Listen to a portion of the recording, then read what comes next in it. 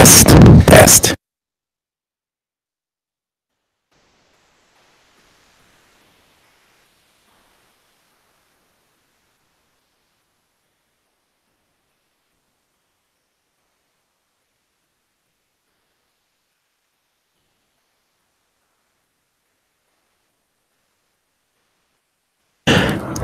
Test. There's a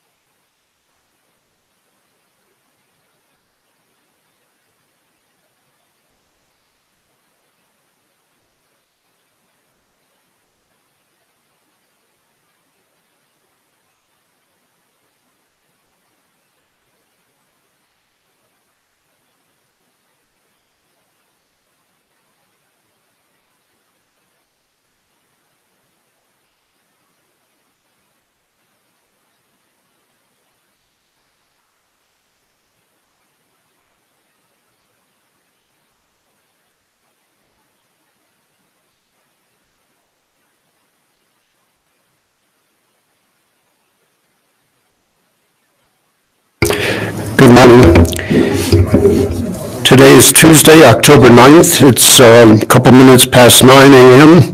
This is a meeting of the Water Quality Control Commission, meeting in the Florence Sabin Conference Room, Colorado Department of Public Health and the Environment at 4300 Cherry Creek Drive South, Denver, Colorado. Commissioners present include David Baumgarten, Barbara Biggs, Joan Card, Dr. Michael Gusev, Kevin Greer, Fred Menzer, Troy Waters, and I'm Rick Hum. Commissioner Jane Cleary was invited to speak in Australia, therefore she's not with us today. Some people have choices, others don't. Also with us are Tricia Oath, Administrator, Patrick Falscraft, Division Director, Jerry Goad, Senior Assistant Attorney General. Nancy Horan was here. She's the previous Operations Manager. Welcome Judy Carey, who is a Program Assistant for the Commission. Thank you for coming out of retirement to help Tricia. Are there any additions or changes to the agenda? None that I know of. Any from the Commissioners? Hearing none, we'll proceed with the agenda as it was published. There is a sign-up sheet over near the west door. If you wish to address the Commission on any particular topic, please find the right column and put your name in that column. First order of business is the approval of the August 6th summary of proceedings and motions. Are there any questions or suggested changes? Hearing none, I'll entertain a motion to approve. So moved. Is there a second? I'll second. Any discussion? All in favor say aye. Aye. Any opposed? That motion passes. Final approval of revisions to Regulation 84. Consider the August 2002 rulemaking. Tricia, I understand there were a couple of changes from Denver Water and the Division. That's right. So following the preliminary final action in August, we sent out draft final action documents to the parties. We did receive two corrections. One was from the Water Quality Control Division to delete an extra use of the word "thou" in the statement of basis and purpose, and one from Denver Water to delete the letters SR, which showed up before the phrase residual ozone on page 15, table C. And would note, well, first we'll want to do a motion to accept all of those documents into the record. But also I did want to note that the change that noted by the division made it into the final action documents that were in your packets, but the one from Denver Water did not. All of our other versions had it. Somehow they made it into your packets did not, but we did catch that. So when you do a motion for final approval, we'll want it to be in accordance with those final action documents in your packet with the additional change to delete the letters SR. Thank you. Is there a motion to reopen the hearing for the limited purpose of accepting those documents into the record? So moved. Second? Any discussion? All in favor say aye. Aye. Any opposed? We will then accept the documents from Denver Water and the Division. Anything else to do before we close the hearing record again? Motion to close the record? So moved. Second? Fred? We have a motion and a second. Is there any further discussion? All in favor say aye. Aye. Any opposed?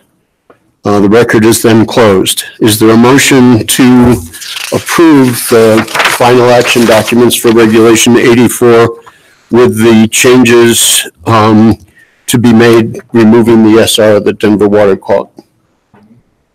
Michael, thank you. Second? Second. By Kevin, thank you. Any discussion? All in favor of final approval of Regulation 84, say aye. Aye. Any opposed? Hearing none, the motion carries unanimously. Second order of business is to review the annual planning work session summary memo. The Water Quality Control Commission staff and many members of the Water Quality Control Division held a two-day annual work session in Fort Collins on September 10th and 11th. I'd like to thank the staff for their excellent preparation for this work session and for all the division staff that took time out of their busy day to come and join us. So it was an outstanding program and very helpful to the commission. Are there comments or questions concerning the memo that was published? I have one change that, sorry, I didn't catch it when I reviewed the draft, but it says that the June Basin hearing will be for the Arkansas and Rio Grande. Be fine with me to go back to Salida, but I think we want to change that to the upper and lower Arkansas River Basin. Upper Lower Colorado. Thank you, upper and lower Colorado. Yep, you're right. Thank you. Any other changes to that memo?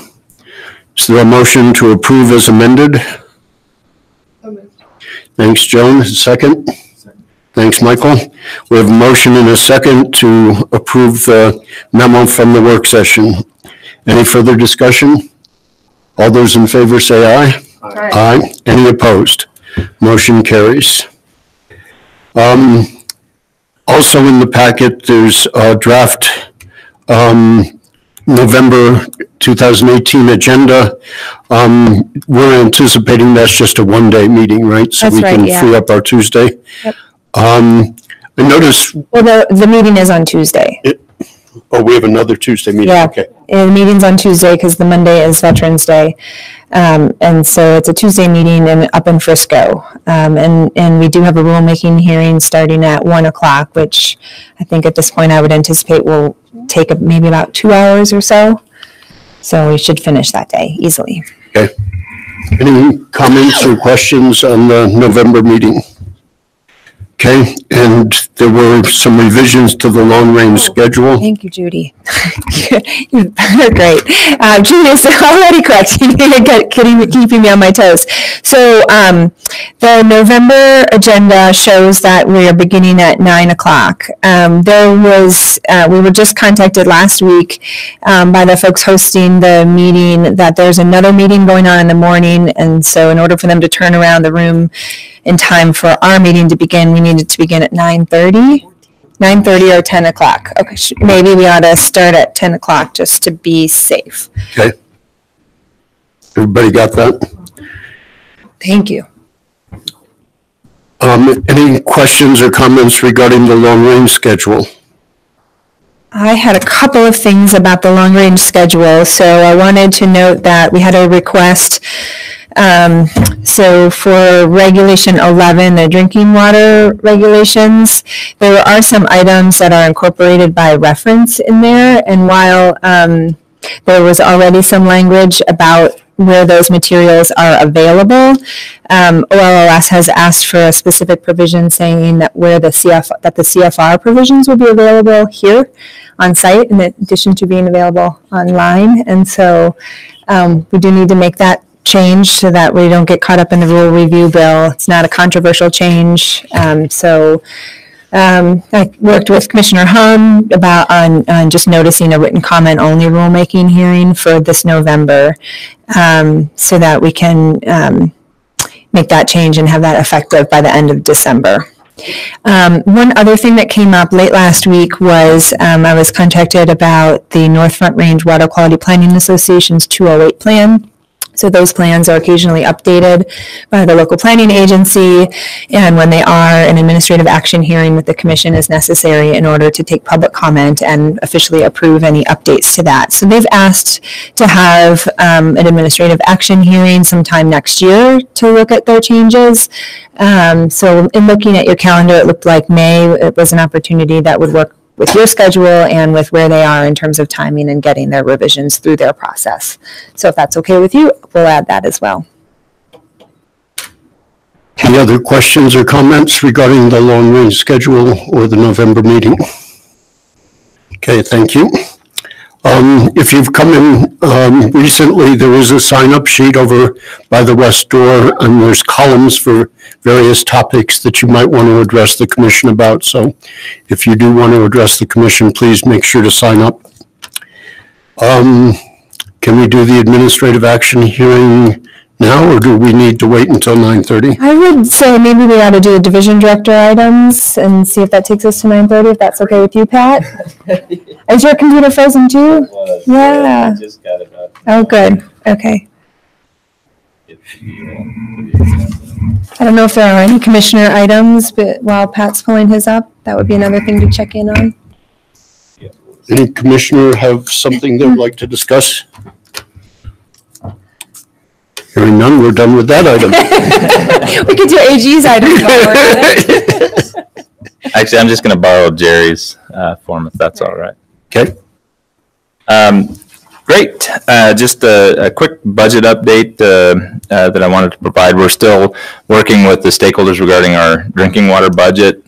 We've got a meeting this week with Colorado Municipal League, Special District Association, I believe, a couple of others to talk about the drinking water budget and what that looks like moving forward. Again, the purpose for this is to have the state be in a more sustainable position moving forward with respect to our drinking water fees, much like we are with our clean water fees, set them up on a 5-year recurring basis so that we can review them, see how we're tracking, and more importantly, not have to scale back on critical services if we start to run short on funds.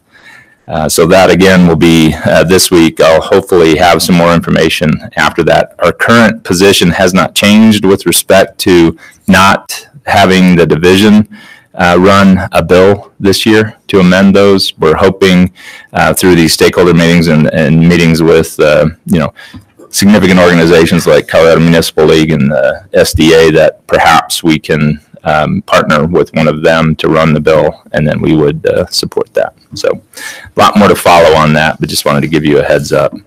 The good news is with respect to our drinking water budget, because of the federal dollars that we received this year, we're good through 2022. So, we don't have as critical of a need, but again, I'd like to get this on a sustainable path so that way we can review it and have it less susceptible to any federal budget cuts. So as that progresses, I'll keep you updated. Staffing update, I don't think we have any significant changes for staffing. Pfcs update, we're still continuing to press forward with the inventory that we had mentioned the last time. What this will be is a inventory statewide to look at suspected PFC contributions from airports, fire training areas, industrial sites that may have used AFFF or had PFC containing materials on their location that also then were released to ground and potentially affected groundwater. Our initial focus is looking at groundwater that is used for public drinking water systems. They'll be our top priority. And then we're planning to triage out from there to look at other potential contaminated areas.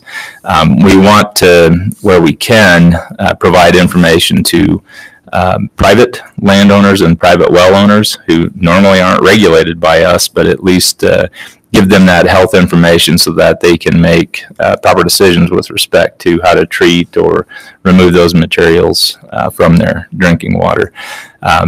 Not 100% clear on the timeline yet. I know our folks are working on putting together the inventory parameters. We should have that. I know Ron's got that in his next year's budget plan. I see Christy's here, so she's chomping at the bit to get going on that. But we should have something for you in the next couple of months with respect to how we're going to proceed on that. Patrick, in addition to inventorying areas near airports where you would expect to find the firefighting foam, has there been any review of industries that might use PFCs? I know in Michigan and other places, industry has contributed quite a bit to groundwater contamination. Yeah, sure. So it's three kind of main areas that we're looking at. Fire training areas and airports are kind of the two knowns, that we have now. Industry is the third one. So we're trying to get a better feel for those industries that may have had either AFFF on site because they, are prone to either petroleum or electrical fires, or if there's any manufacturing sites. Thus far, we haven't seen that we have had manufacturing sites in Colorado, not to say that we haven't at some time in the past had them. So we're we're trying to get a better handle on that and try and get, again, a better site picture as to where those may be, but those are certainly on our list as priorities. Thank you. Yep. I have an annual report on here. The annual report was published and provided to you all. If there's any questions with respect to that, certainly happy to take those up. And then we kind of briefly talked about a lot of those issues at the planning session.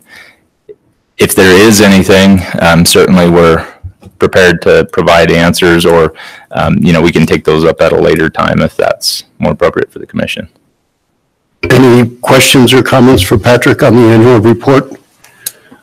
I found it rather entertaining reading. I thought I was just skim through it, but it was interesting to go through and reflect on just one or two paragraphs about so many topics that you're involved in and that we're involved in it. I found it to be good reading. Has it been sent on to the legislature?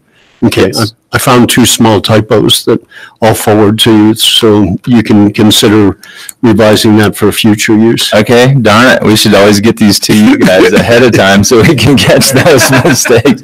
No, I believe it has already gone over to the legislature, but I'd be happy to make those corrections in the final published version.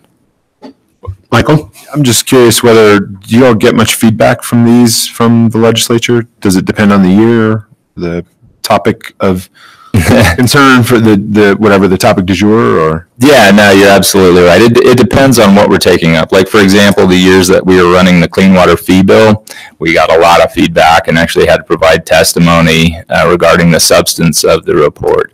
The last couple of years since we've been through that, even though we've had some significant issues that cropped up, there hasn't been that much of a request from the legislature for a specific briefing. Because you got to imagine too, when we, 3-4 years ago, when we were doing our clean water fee bill, you also had, pretty significant issues going on in the state, like with the Gold King spill. We had a drinking water enforcement action in the town of Burlington. So there was a lot of other things, that were part of the report, but I think it was more so a chance for the legislature to ask us questions about those issues. So yeah, it depends on the year. And now that we're in an election cycle, maybe. Well, yeah, yeah, you never know. They can either be really loud or really quiet. It seems to be, knock on wood, right now, fairly quiet. So always good. Those of us that have the pleasure of standing for confirmation during the upcoming session might want to keep a copy of that available. Yeah, indeed.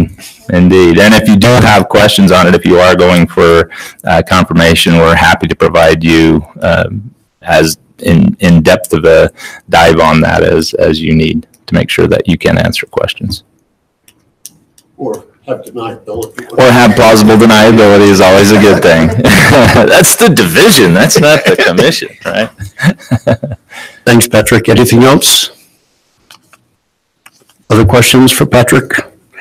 Okay, we'll move to the Attorney General's report. I have nothing, unless there's any questions. Questions for Jerry? Oh, I didn't. Thank you. Yep, Rick, if you don't mind, I did overlook the OCCT. It was something that Trish and I had talked about, and we forgot to put it on the agenda. I just wanted to give you all a heads up on what's going on there. So the Denver Water exceeded the action level for lead in 2012, and we've been working with them since to come up with the optimization of corrosion control treatment that they're going to be installing. Our designation was orthophosphate, and we have been engaged very heavily both with them and the wastewater dischargers in and out of court. I prefer to work out of court, but this does have a very significant legal aspect to it. We signed a memorandum of understanding with all of the parties this year to work in a stakeholder process to try and come up with the best solution for this problem for the state. Prior to even engaging in the broader stakeholder groups, we had been working with Denver Water in a technical subgroup, just trying to get a better feel for how much orthophosphate dosing they were going to have to use, and then also, trying to approximate the impact that it may have for the both the watersheds and the wastewater community in general. We had our first stakeholder meeting last week. That was with the wastewater community, and it was more just a initial, getting together, identifying the problem, and trying to, as best we can, approximate what the stakeholder process was going to involve, like the number of meetings, the scope of the issues to be addressed, and so forth. And this week we're having, I think it's tomorrow, we're having our same stakeholder meeting, but with the drinking water community. I anticipate there's probably going to be a lot of the same folks that were at last week's meeting that are at this week's meeting, but again, a different focus in the sense of the drinking water providers versus the wastewater dischargers. Now, you've got many systems that have both, so that's why I think you'll have the same attendees or pretty close to the same attendees at both, and really everything is kind of linked to the drinking water decision anyway, with respect to what might come forward to the wastewater community. So there's active interest on both issues, but we're hoping by having these separate meetings to be able to stay focused and just address the topic that's in front of us, either the wastewater impacts and what we can do to mitigate those. Well, first of all, identifying the problem and what we can do to mitigate those issues. And then on the drinking water side, data analysis, trying to make a best, determination as to how the OCCT decision is going to impact them and how we can minimize, again, that, environmental issue on the backside. So those first two stakeholder meetings will, from last week to this week, happen, and then we have several other stakeholder meetings set up, into next year regarding how we can address this issue. Is there any data on how much phosphorus gets carried through the system and ends up at the wastewater treatment plants? Sure. I mean, that I think is going to be a big area of focus. I know Nicole could probably, and she's not here. She's right there. Yeah. Really? She's blending into the chair. I'll just cover it generally, and if I miss anything, Nicole, please step in. But there is some data that we have, regarding what the impact may be, both from the standpoint of how much point source accumulation there will be and the treatment requirements for that, as well as the non-point issue in terms of runoff from lawn irrigation and what kind of an impact that may have on the watershed as well. So that is one of the big things we want to focus on, both at the current, or I guess you could call it current estimate of what the orthophosphate dosing would be, which is 3 parts per.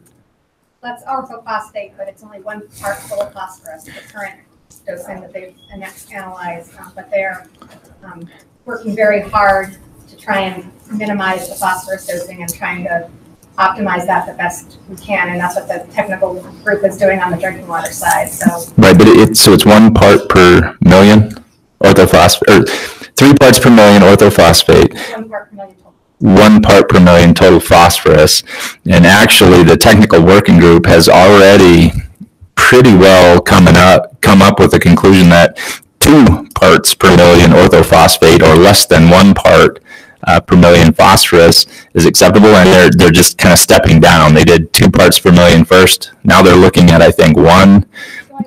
Trying to look as low as 0.5 orthophosphate, which would be equivalent to the drinking for warm water.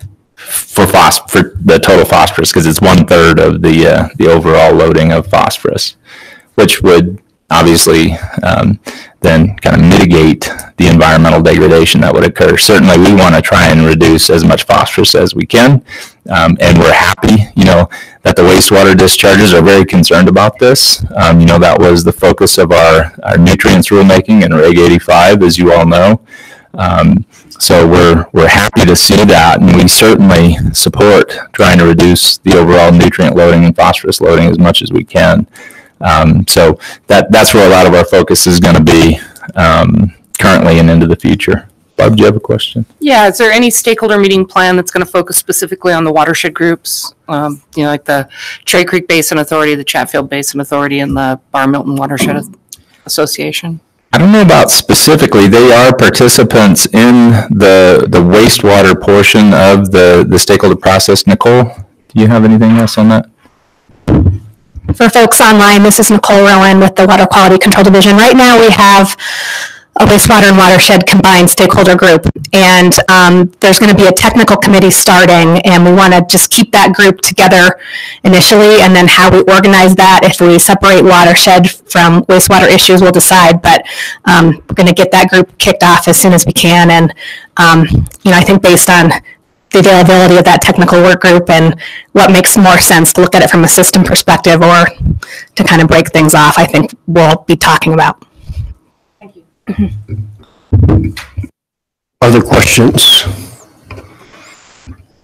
Okay, thank you. Thank you.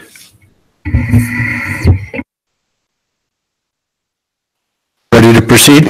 Okay, the next order of business is an administrative action hearing to consider approval of the Water Quality Control Division's proposed 2019 intended use plans for the Water Pollution Control Revolving Fund and the Drinking Water Revolving Fund. I believe we will begin with a presentation from the Water Quality Control Division staff and the Colorado Water Resources and Power Development Authority. Thank you, gentlemen. Please introduce yourselves. Good morning. Brad Munson with the Water Quality Control Division, Unit Manager for the Grants and Loans Unit. I'm Keith McLaughlin. I'm with the Colorado Water Resources and Power Development Authority. I'm the Finance Director there. Thanks for having us. Yeah, thank you. On this kind of rainy morning we've got here. So first I believe we've got a few new commissioners that maybe haven't been through the SRF process. So I wanted to just give a very brief kind of overview of the SRF, kind of how the funds were established and how we utilize them, and then go into the specifics of the intended use plans. So initially, the state revolving fund programs were authorized through the Federal Safe Drinking Water Act and Clean Water Acts. The Clean Water Revolving Fund has been operating for about 30 years, whereas the Drinking Water Revolving Fund has been around for about 20 years. So last year they actually did a big 50th celebration, the 20 plus 30 celebration between the two funds. All 50 states plus Puerto Rico have state revolving fund programs. The monies are appropriated to the funds from the federal legislature. They're distributed through the EPA and to the states in the form of capitalization grants. The states utilize these funds to make low-interest loans to public wastewater and drinking water systems for capital and infrastructure improvements. Once the loan repayments come back into the state, the funds remain in that particular state revolving fund for other systems to complete capital and infrastructure improvements, thus the revolving portion of the state revolving fund. The Colorado State Revolving Fund program is administered jointly between CEPHE, the Colorado Department of Public Health and Environment, the Colorado Water Resources and Power Development Authority, and the Colorado Department of Local Affairs. So we jointly, between the three agencies, administer the funds. So then moving to the intended use plan process. This provides the opportunity to reevaluate the Colorado State Revolving Fund program on an annual basis and to implement necessary improvements. The three SRF agencies coordinate and review the proposed changes to both intended use plans, then review the proposed changes with the Authority Board of Directors before presenting the plans to the Commission for approval. In addition to reviewing the program specifics, the project eligibility lists are generated for public drinking water and wastewater systems through the annual eligibility survey. In order to receive funding through the state revolving fund program, an entity's project must be listed on the eligibility list. So that's one of our kind of critical aspects of this process. This year, the eligibility survey process was run through the Colorado Environmental Online Services, or our CEOS portal, and open to the public on June 1st. The deadline for entities to submit the survey responses was June 30th. However, due to the new online portal process, we accepted responses through August 15th, as it took some entities longer to learn the system, get logged in, get user IDs, and so forth. So that extended the process a bit this year. Based on the responses received, Appendix A, the project eligibility lists are generated, showing the 20-year capital improvement needs across the state. For those entities that indicate potential capital construction in the next 12 to 18 months, the projects are then added to Appendix B, the project fundable list. That project fundable list is then maintained throughout the year and can be modified throughout the year depending on if a project moves forward, as long as they're on Appendix A. So with that, that's kind of an overview of the process and how we got here. I'll turn it over to Keith here for some revisions that were made to the Green Project Reserve, Add Sub, and Equivalency. Thanks, Brad. Again, I'm Keith McLaughlin with the Colorado Water Resources and Power Development Authority. I'm going to go over the kind of three primary changes that we made to the intended use plan. Feel free to stop me if you have any questions on the process or any questions on the IUP in general. The first change I want to talk about is the Green Project Reserve Program. And this is a CAP grant, EPA CAP grant requirement. So for us to receive our CAP grants each year, we have certain conditions to meet, and one of those is a CAP grant requirement of Green Project Reserve. Right now, that requirement is 10%, so we have to take at least 10% of the CAP grant we receive, and this is on the clean water side, and spend it towards green projects. So green projects are, think of permeable pavement, you've got constructed wetlands, high efficiency blowers, pumps, motors, those type of projects. And so we have to spend at least 10% on the clean water side. Our grant's about $12.9 million. So $1,290,000 has to go towards green projects. And what we've done is add an additional tier this year. And the way the program works currently, if you spend at least, if 20% of your green project cost are greater than or equal to the total project cost, you receive a 0% loan for up to $3 million. And this works both for smaller projects and larger projects. So if you got a $10 million project, you get the first $3 million green. What's been difficult about this program particularly is it's been hard to really advertise and promote the program. We've got a limited pot of funds. It's only 10%, so it's about $1.3 million, and most years it's only about $1 million. So it's sort of kind of quickly comes and goes. And so what we wanted to do was expand the program, and our board specifically directed staff to look at expanding that program, and that's what we've done. Our board, the authority board, has approved that, and so that's what's written into the IUP. As I mentioned, the primary change with the Green Project Reserve Program is the addition of an additional tier. And what we did was we went out to a stakeholder group. And we said, okay, what do you like about the Green Project Reserve Program? What do you not like? And they like the fact that it's available. They think the 20% is a good mark, but it is difficult to hit. And at times there are cases when a community may come in, do the sort of business work that has to be done, the business case that has to be done to show the Green Project Reserve being met at that threshold of 20%. Well, they can't quite make the 20%, and if you fall short, you've sort of spent the money, you don't get the benefit of that 0% loan. So what we've done is, and again at the request of the stakeholder group, is to add an additional tier. And so this additional tier means that if your project cost, your green project cost in total are greater than 15 but less than 20%, you now get a 1% loan. So for those communities that are trying to reach that 20%, just come up short or can't meet that 20%, they now have another option. So they can come in through the program and get the 1%. The other change we did on the Green Project Reserve is our board increased the pot of funds available. We'd like to promote these Green Project Reserve projects. It's certainly part of our mandate under the program. And so they've increased the pot to $5 million. And so this allows us to do a better job of promoting these projects around the state, saying that the funds are available. And the board has suggested that if we need to, we can come back to them and look for additional funds. So that's the change we made to the Green Project Reserve. Unless there are any questions, I can move on to additional subsidy. Yes, sir? Oh, quick question. Who's eligible for these types of projects? Is it counties, cities, municipal districts? So under our current statute, and again, this only applies to the wastewater program because the drinking water program doesn't have a requirement. So think wastewater systems, but it is exactly the list you just ran over. So cities, counties, municipalities. Currently on the wastewater side, we can't fund private nonprofit systems.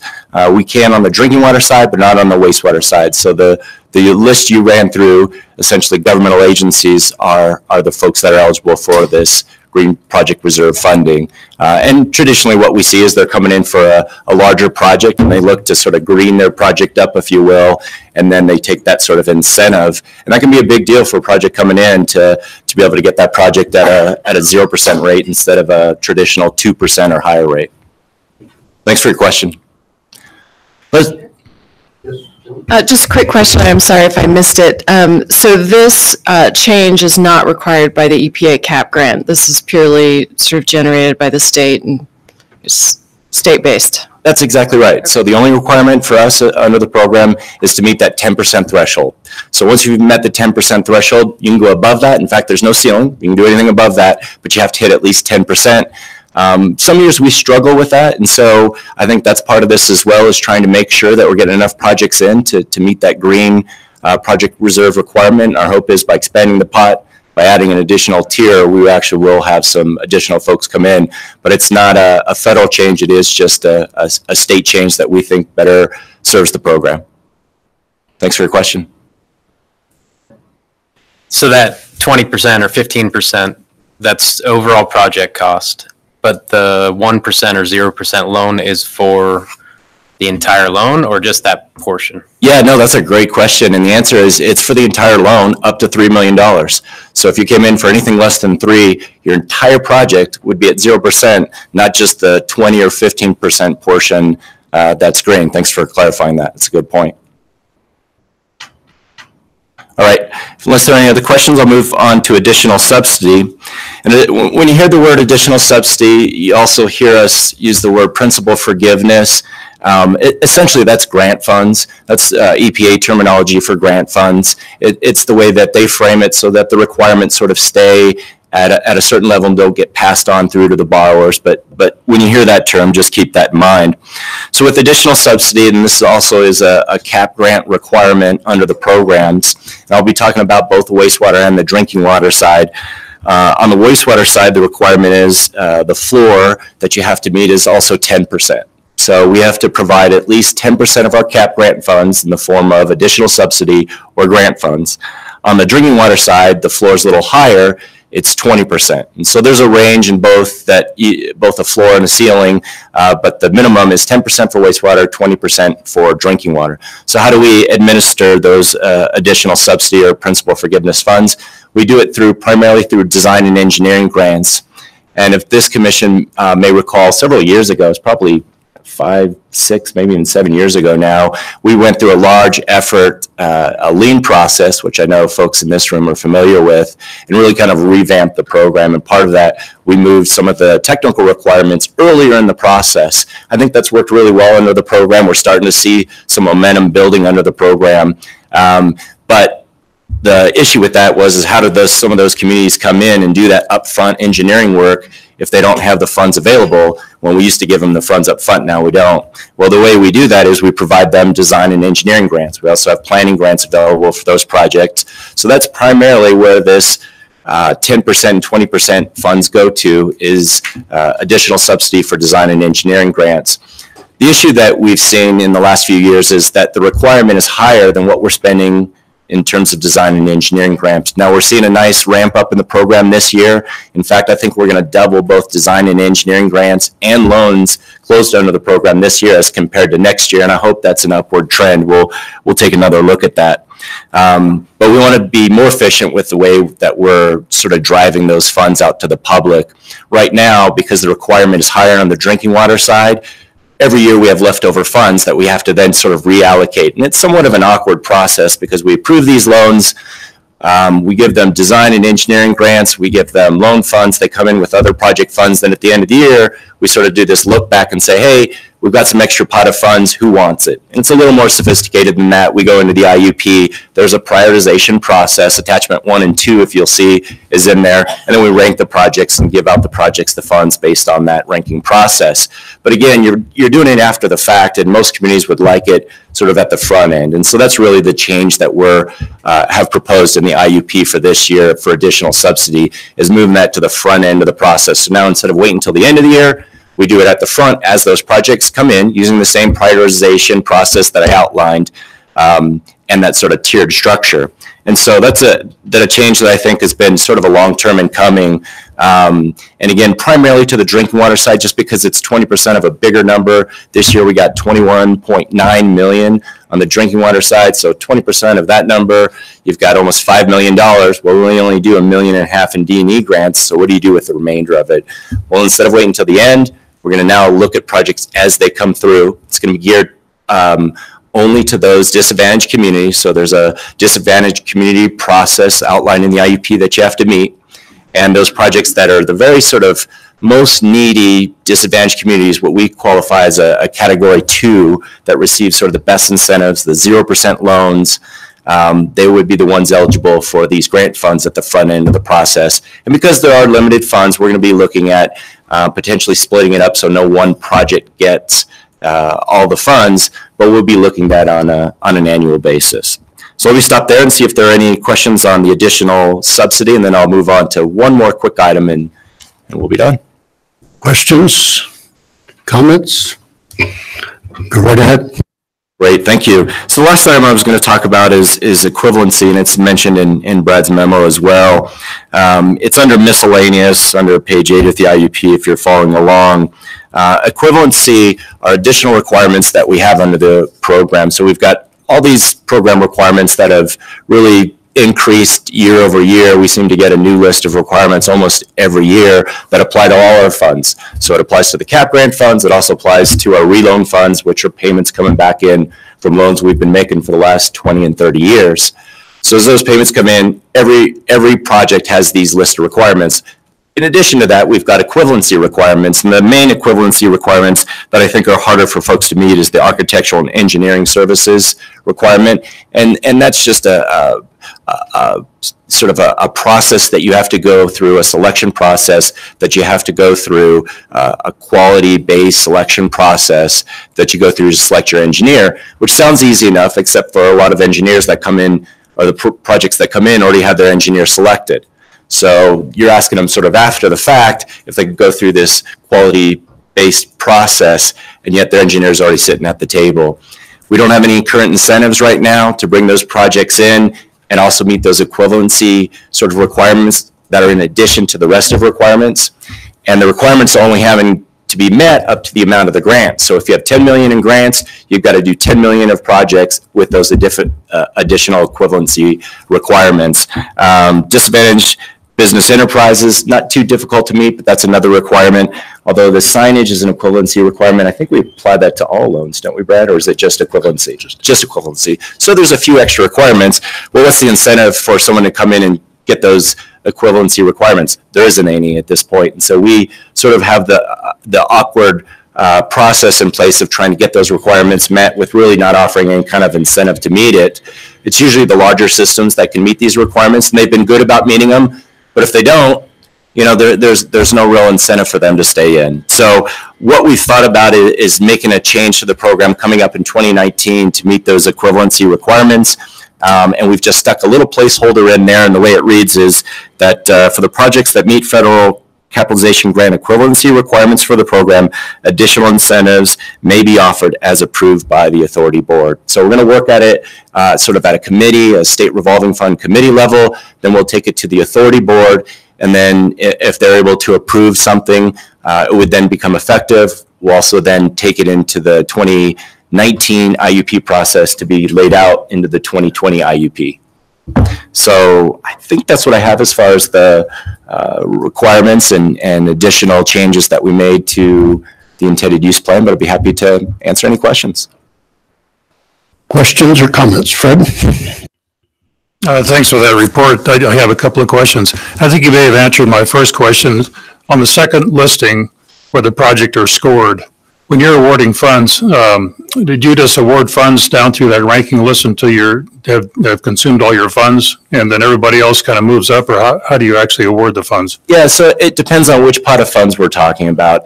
If it's our standard loan funds, as long as we've got more loan funds than we have borrowers coming into the program, it's funded essentially first come, first serve. And fortunately, for most of the history of the programs, we've been able to do that. There's only been one time that we've had to rank projects on the drinking water side, and then you follow that ranking process.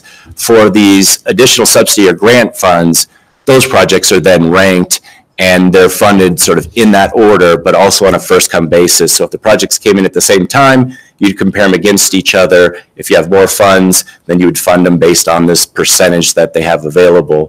So it's really first come, first serve, unless we're short. And then grant funds are really based on a prioritization process.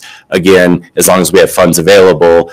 And then as funds run out, you then sort of have to rank projects. Does that answer the question? Yeah, I think so. Okay, thank you. And then the ranking system that you're using, is that a Colorado system or is that a national system that all states might use? No, it's very unique to Colorado. I think it's one of the things I appreciate about the program here is it's really left up to the state to develop its own process. It is outlined in the IUP, but it's very specific to Colorado, which I think is great. Our needs are a lot different than Oklahoma, Texas, Miami, or Florida. This is sort of what works for us and allows us to make some changes on an annual basis if needed in that process. And my last question is, it's a general question, but I'm going to use Breckenridge as an example. I looked up on the eligibility list, and I think Breckenridge is in there for something north of $100 million. And I looked down in the second list on funding, and I only saw one project for $52 million.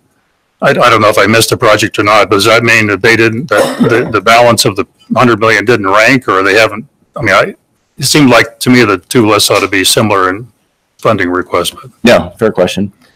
So the first list is a 20-year capital needs. So Appendix A tries to capture, and it's for multiple reasons in forecasting, but it's trying to capture the 20-year capital need. In Breckenridge's case, they have a 20-year projected capital need of the 100+ million. On Appendix B, once they've actually executed a loan and started the project, then we actually reflect the actual loan for that project. So that Appendix A is going to capture other things that they want to do over the next 20 years. Appendix B is the project that they have actually going on right now. Other questions?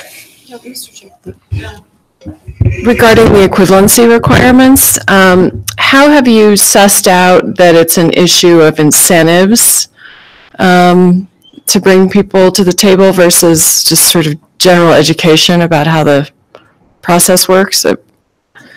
It's a fair question. The equivalency requirements have been on the program for a long time now, and we've actually contemplated equivalencies probably for 4 or 5 years.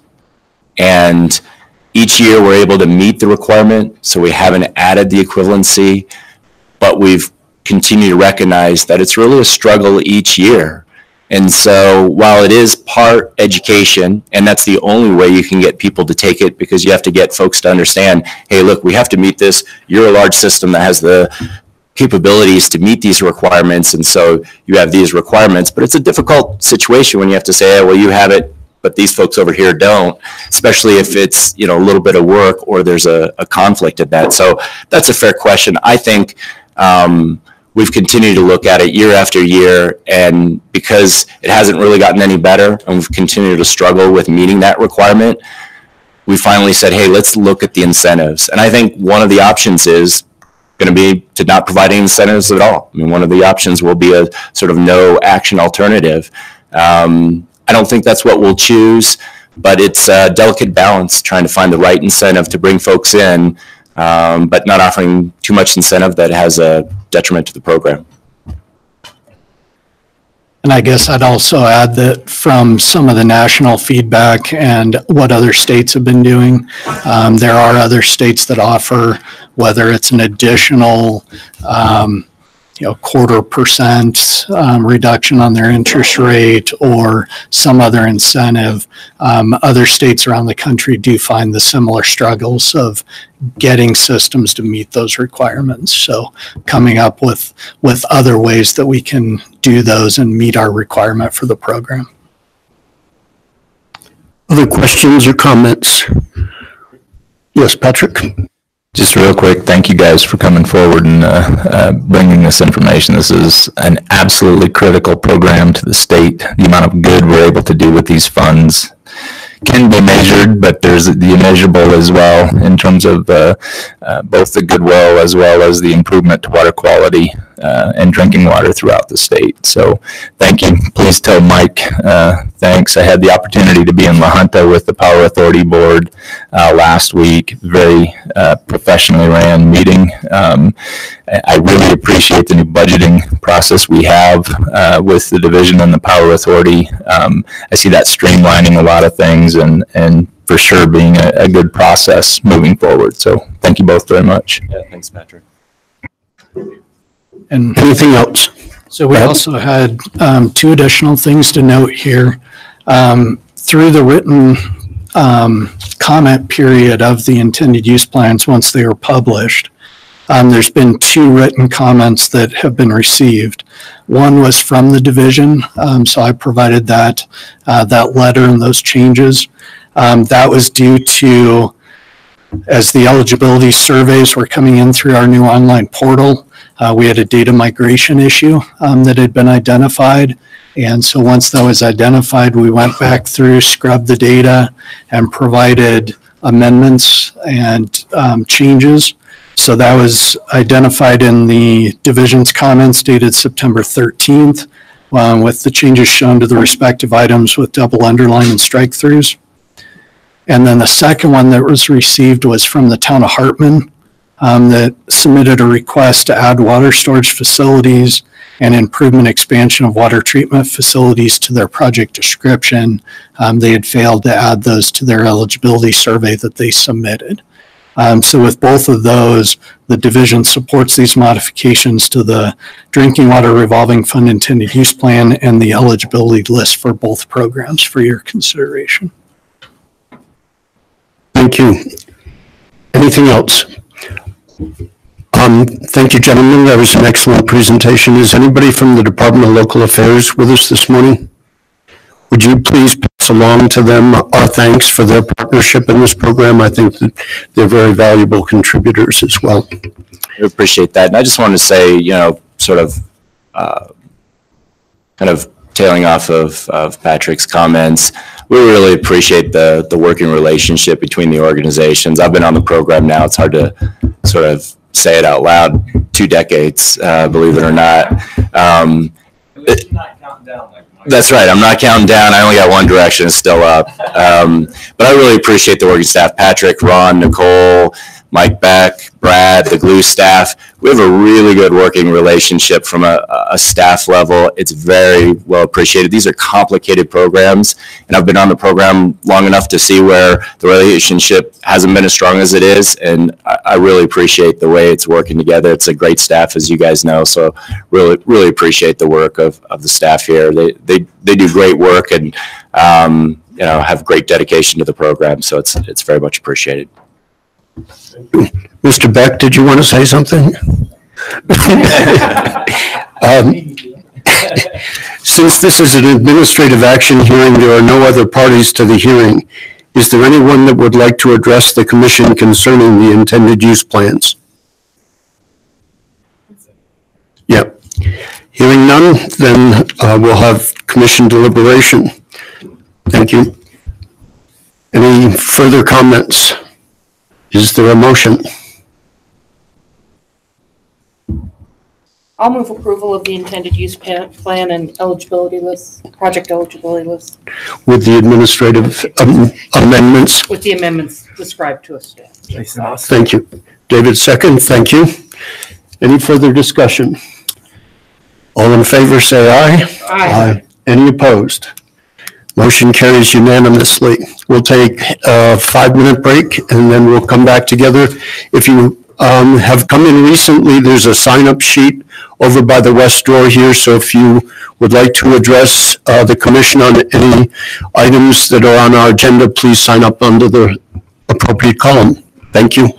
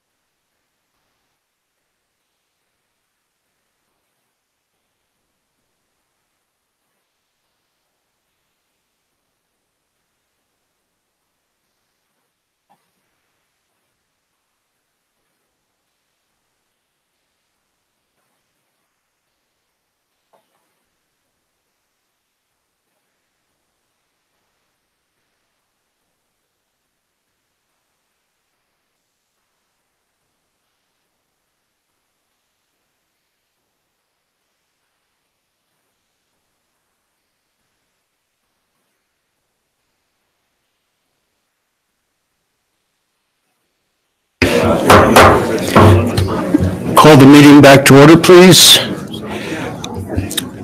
On an annual basis, the Commission invites the public to comment on water pollution problems within the state, alleged sources of water pollution within the state, and the availability of practical remedies. I understand that there are at least two parties that wish to address the Commission. If you'd like to address the Commission and haven't signed up, please let us know.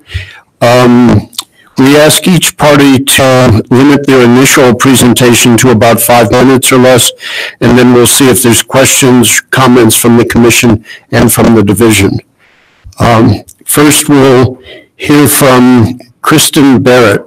Barrett, that name rings a bell. I happen to know her husband.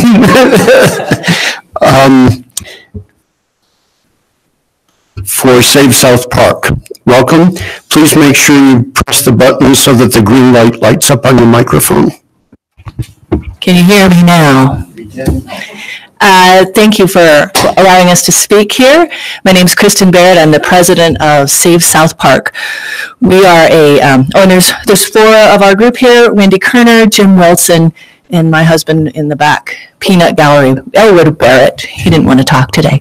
And we're all going to just do a little speaking. Save South Park is a citizens coalition. We're a 501c nonprofit in Park County. Our mission is to bring a balance between mining and residential interests, and also to help protect our environmental resources, particularly water. We're also concerned with air and land. We came today just to let you know what's happening in Park County. We think we've been pretty vocal, but we want to tell as many people as we can about our story.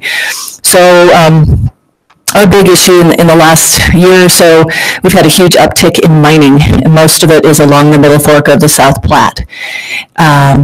Most of it is mining old dredge piles, getting the gold that was left from the early historical mining days.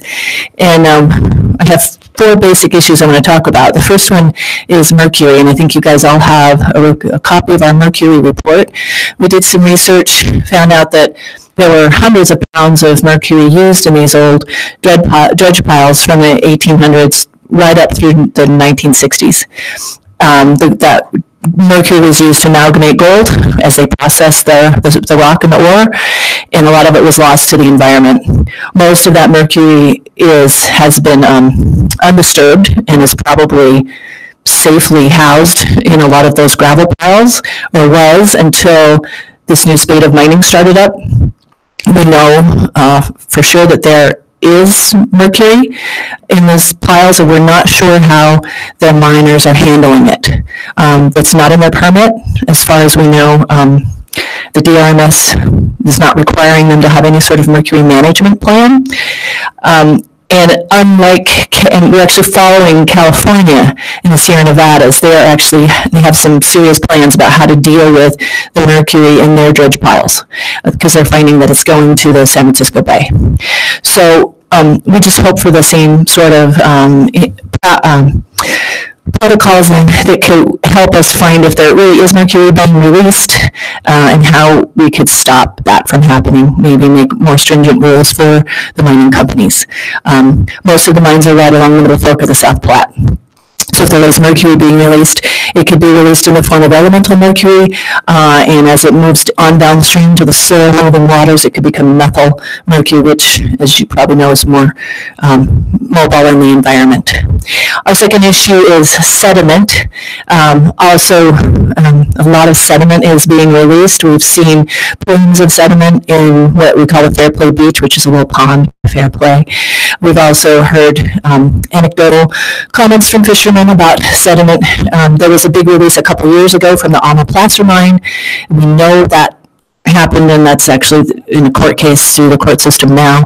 And we know there's additional sediment being released, and we're concerned about the health of the creek, particularly fish, eggs, and other macroinvertebrates that live on the bottom that could be affected by the sediment. Third issue is Maceo Creek. We know that that creek is considered an impaired waterway for zinc and cadmium, and we know that the London mine, owned by Joe Harrington, is cleaning up that water, much of the acid mine water from the London mine to sell to Aurora as drinking water. But we did have a spill from that water treatment operation, and I think it was in August. It was a treatment chemical. They said it was only 100 gallons. I personally think it was more. I live on Mosquito Creek, and the smell was horrendous, and it was in the creek for at least 13 hours, flowing down the creek. And we appreciate Joe Harrington responding to our phone calls and calling the appropriate people to report a spill. But we're also wondering if the commission or someone, we're not even sure who to ask, could maybe find some way to communicate those kind of things to the public. And like we're not able to find out what really happened with that spill. I've called people, and so we would love to have some sort of community awareness, communication. That's part of our purview. We want to communicate with the community. So that's just a hope of ours, and also to be aware of what's happening, for you guys to be aware of what's happening with the London mine. It's not all joy and light. Yes, he is reducing the zinc and cadmium, but he had a spill because he didn't have secondary containment. And our third issue is, actually that's the third comment, sorry, I got out of order. We have an abandoned landfill in Fairplay, just outside of Fairplay. It's in Park County. It's owned by the BLM and has been leased for years by the Park County commissioners. It was closed back in the 90s and has been leaking since 2006. We don't know if that's in the Middle Fork of the South Platte. It has contaminated people's wells. The county is really pushing back and not, in our opinion, doing its job to help clean that up. We're not sure what the BLM is doing, but we are concerned that we think that the groundwater that is contaminated is moving toward the Middle Fork of the South Platte. The contaminants include 1,2-dioxane, benzene, TCE, and others that we probably don't know about. So we just wanted to bring that to your attention. And thanks. Do you have anything to add? I don't think so, unless they have questions that I can answer. I think you Jim? did well. And this is Jim Wilson. He's just got a quick comment.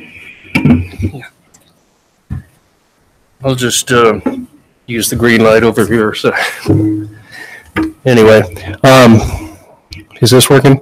Okay. I'm here to speak in support of three folks. Chrissy, my wife, I'll tell you about in a moment, and the fish. And what it's all about is that my wife, who for 10 years now has been fishing the Middle Fork as it flows south and goes through the Tomahawk State Wildlife Area, has recognized the diminished number of fish available. And that's not because she illegally pulled them or kept them. And it's also corroborated that other fishers along that stream, they're basically running parallel to Highway 9, would say the same thing. And so they're very concerned about the contaminants that are going down through that section of the Middle Fork. And we just request that the commission, perhaps if not already done, talk to State Parks and Wildlife, since that is a specific state wildlife area, and have them give you more information as to what contaminants are going south of Fairplay. So I thank you for your good work and appreciate your interest. Thank you. And thank you for providing information to us in advance. It's very helpful to be able to look through it before a presentation like this. So thank you, Kristen. Does the division have any comments on these issues? Thank you.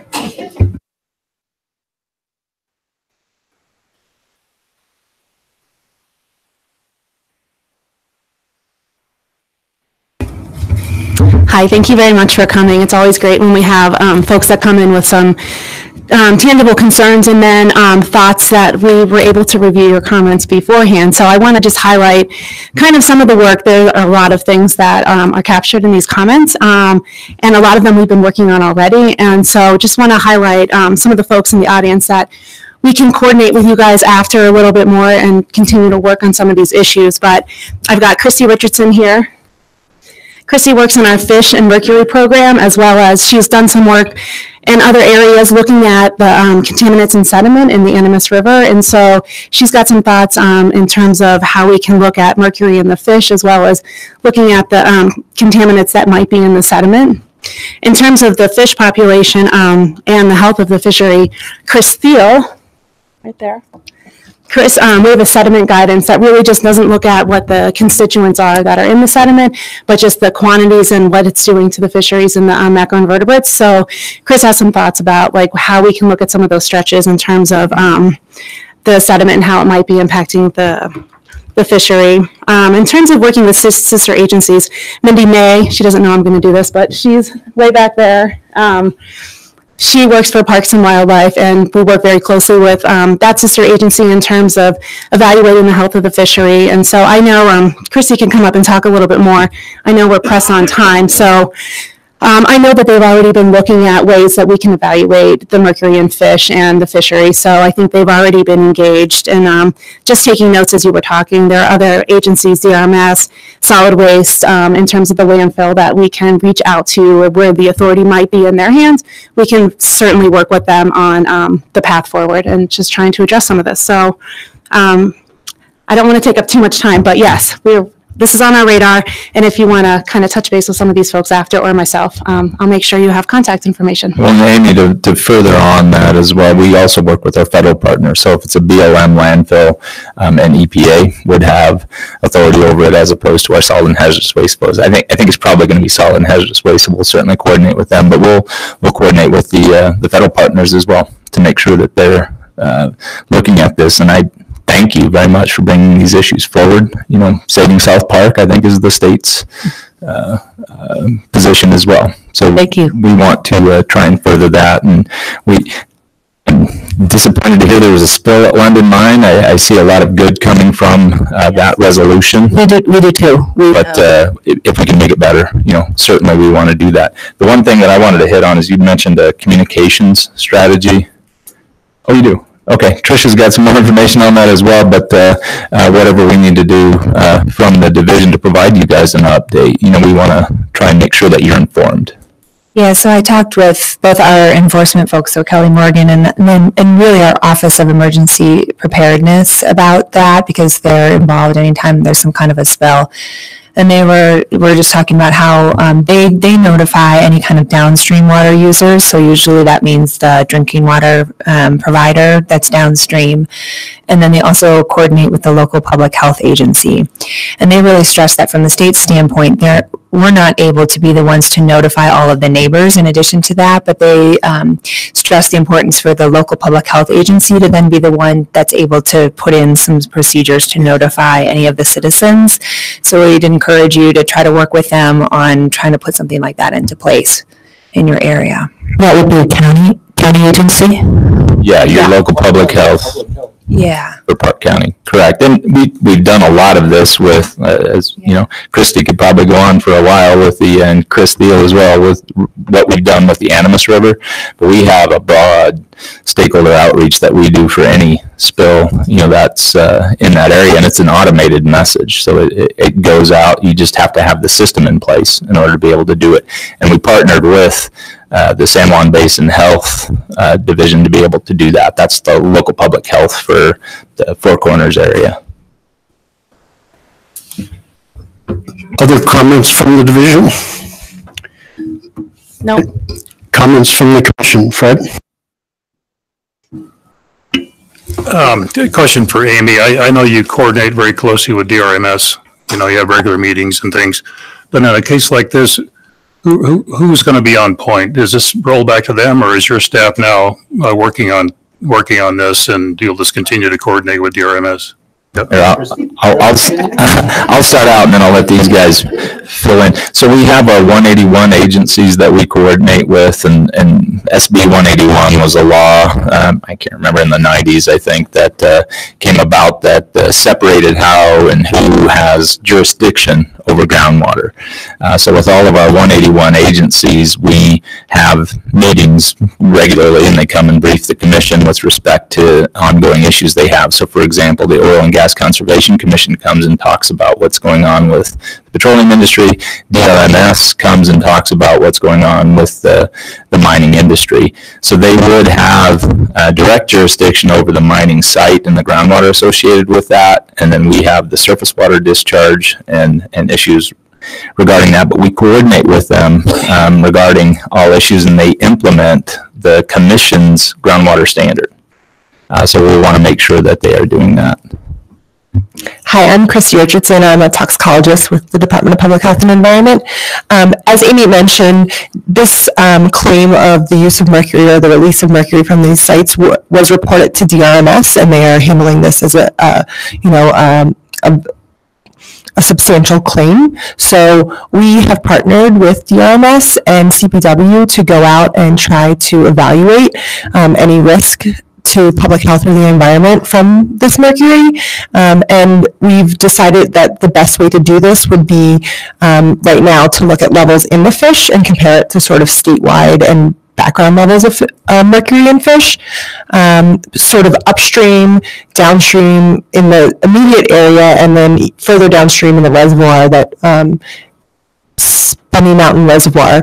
And so we've collected fish, we don't have that data back yet, so we'll be looking at levels in the fish, and then sort of based on what we see in the fish, we'll take further steps. But there's a partnership that has been formed between the three agencies to address this, and I think that DRMS would be the one to take any results of this study back to you all, because they are the ones that have this formal claimant process. Mm-hmm. Other comments? Quick question. The beach below Fairplay, which is sort of the end of all the big mining operations from Montgomery Reservoir south, has just been dredged. And I would think if there's any elemental mercury, it might be in those dredge tailings. Any plan to test those? Yeah, so we talked a lot about which direction we should go in terms of whether we sample water, and mercury is not very soluble in water, and so it's really challenging to be able to detect mercury in water. Even if you use methods that our lab's not set up to do, you still can't really detect the mercury. And so then our options were sort of sediment or looking at the food chain.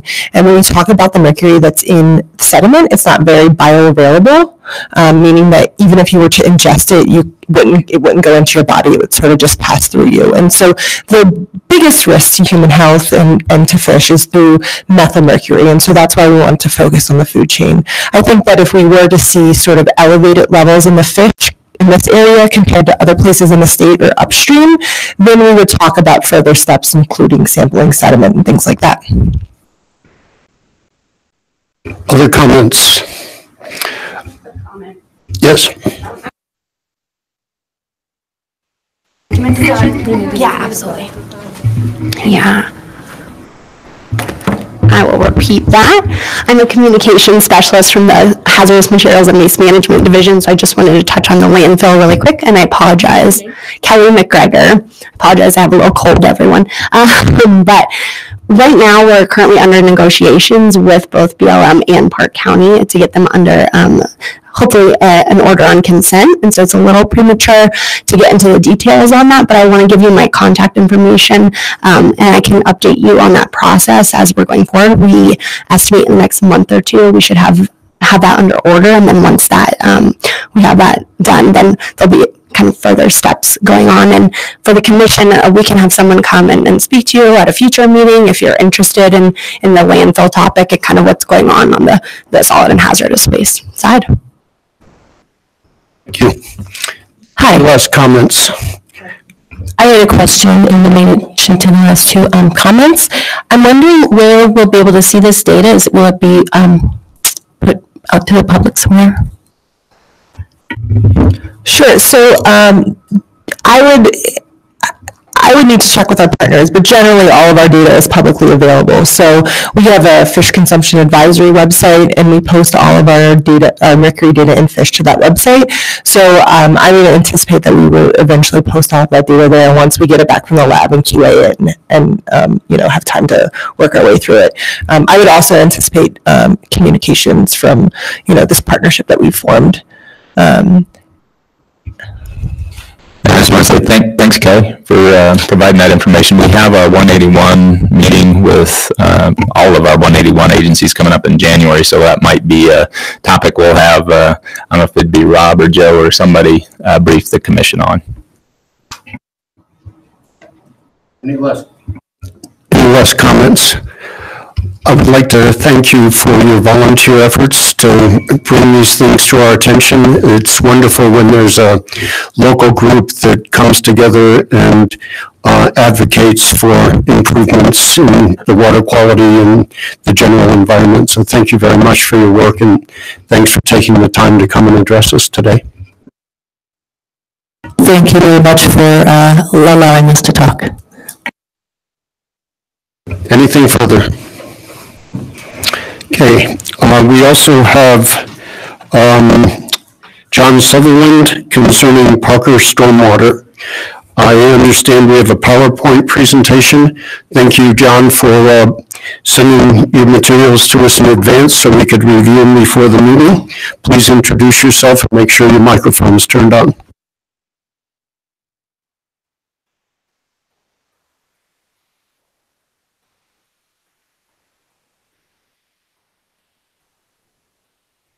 Good morning, John Sutherland. I retired from the oil and gas business after 40 years, so please don't hate me for that. But I am a licensed engineer, and I do understand right from wrong when it comes to environmental issues, as I've been director of many environmental health and safety organizations around the globe. I've got a sample here I'm going to leave with you. This is the material that the town of Parker, that operates the MS4 permit, is dumping into the Cherry Creek watershed. A known amount is over 1,400 pounds was recovered. We do not know how much material was actually put into the watershed. And I've just got a few photos.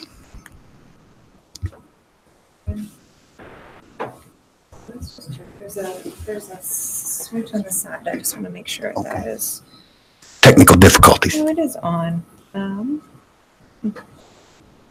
Maybe we can manually advance it. There's just about 8 or 10 pictures. That's fine. We'll work on manually. Okay. So what these photos are, in September of 2017, the town of Parker, which operates the MS4 permit, did some maintenance of roads. And they used a chip seal process. And I want you to look at this photo. It says no dumping drains to Cherry Creek, and they give a phone number. So it's no dumping for anybody except the town of Parker to put this material in. Next. This is what the material looked like after a snowfall in March of 2018, just before I reported this to the EPA hotline. This material is an oil emulsion soaked aggregate. So it contains hydrocarbon, oil that a lot of people get upset about. If in any of my operations around the globe I had a mess like this, I would get a molar inspection from the uncomfortable position, not just, okay, we've seen it. Here's just some more photos. These were taken later in the spring, and you can see the amount of material that has come off the road in this process. And this material goes straight into sewer boxes, inlet boxes, which have no weirs, which do not keep it from going into the Cherry Creek watershed via Sulphur Gulch Creek in Parker. This is just a close-up of the material that's shown in here. Next. These are just more photos of this material that are in the curb and guttering. Anytime we get a rain, this material goes into the storm sewer system and into the Cherry Creek watershed via the storm system, via Sulphur Gulch. Next. This is actually the location that this sample was taken from. I took a photo before. I am very cautious about taking samples because I know you can disturb it, but I could not take samples of this material. Next. This is the interior of a sewer box.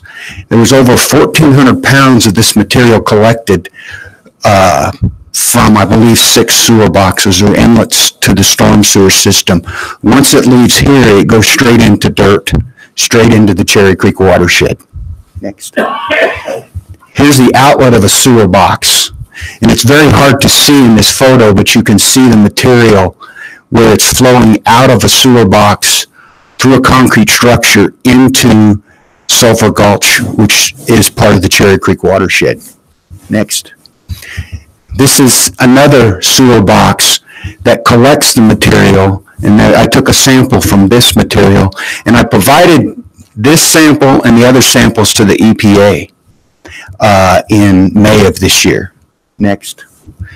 If you look real close in the center, it's hard to see, but you can see some of this material that had the oil emulsion coating washed off, and that material is just plain aggregate that's left. That material, this is actually dumping directly into Sulphur Gulch, which is part of the Cherry Creek watershed. And there's a close-up. You can see the material looks like aggregate now without the oil emulsion coating, and that's what you have right there. That's actually in the Cherry Creek watershed in Sulphur Gulch. This was reported to the EPA. The EPA reported it to Patrick's office. A total of 2 emails from the Colorado Department of Public Health and Environment went to the city. The city responded back with 2 emails, and to the best of my knowledge, that is the entire bit of investigation that has been done. No samples have been taken from either incident. No state agency inspectors have visited the site. Any of these locations where this work has been done. What really concerns me is we have 2 sets of rules. We have one for the contractors or the people doing the work. They have to provide inlet protection. They have to clean everything up when they're done. They can't dump to Cherry Creek, as the note says on the storm sewer inlet. Yet, the MS4 operator that has a license, they can dump whatever they want, it appears, because it only took 4 emails to call this done. I have asked to get the data that the CDPHE used to make their decision, that they used to make their judgment in these 2 emails, and there is none that I'm aware of. I've never been given any of that data. And this really bothers me because this material is not good. If you take this material and you put a flame to it, it burns. And as you can see in the last photo, it washes off over time. And that gets into the Cherry Creek watershed, which I think is a concern of all of you on this board, and I hope everyone in the room. It's very disappointing that we can't do anything about this. Let me rephrase that we're not doing anything about this at a state level. And Patrick, you and I had some conversations via email and via the phone. I talked to Nathan Ritter, and I'm not sure if Nathan's in the room or not. His response to me initially was, we don't have the resources to check into this. And then in an email I got from Patrick, it was, we believe that there's no problem. This is a problem, and if you go out and actually would have seen it, you would have realized there's a problem. The material is basically washed away now. It's in the Cherry Creek watershed, this material, because it's not on the roadway anymore because we've had rains, and the rains are moving that farther and farther and farther into the watershed.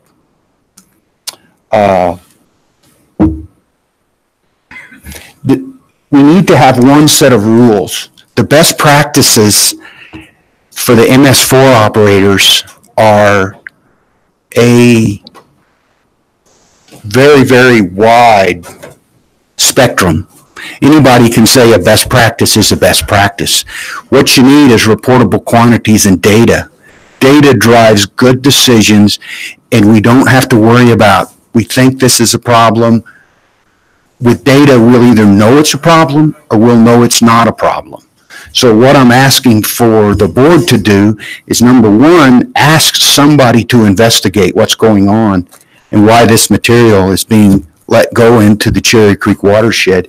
Two, determine, should we have two sets of rules, one for people doing work and one for the MS4 operators? We should have one set of rules for everybody, because one person should not be able to dump this material into it and another person can't. So I'm not, oh, this is mine. Thank you. So I don't know if you have any questions, concerns. I'm going to leave this with Tricia, so if anybody wants to look at it, you're more than welcome to. Thank you, Mr. Sutherland. Questions from the commission? Does the staff or division have comment? Yes. Meg, do you want to?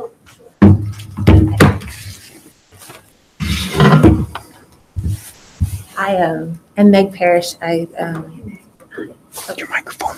Thank you. I'm Meg Parrish. I'm the manager for Unit 1, which permitting unit, which does the MS4 permits. I am not probably the best person to answer your questions. Nathan Moore is out of the country, so but it just very briefly.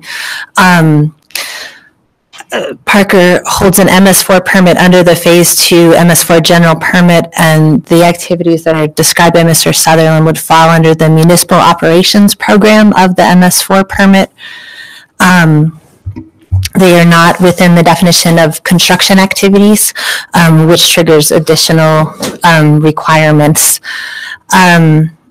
Nathan Moore inspected this site on October 1st, and there's an inspection report that if you all would like to see, we'd be happy to share that with you all. When did he do that? On October 1st? Of this year? Yes. Okay.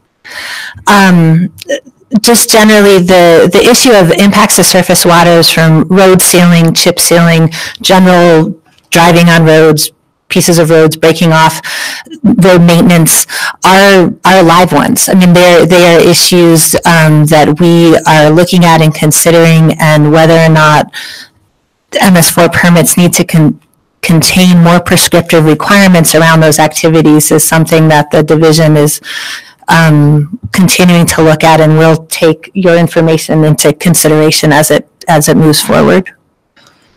Yeah, in addition, we've had several conversations with the city of Parker regarding the allegations that were brought forward, and making sure that they're doing the appropriate maintenance activities to remove that material when it gets into those boxes. Part of the best management practice is to slow that material down and stop it from getting into the stream.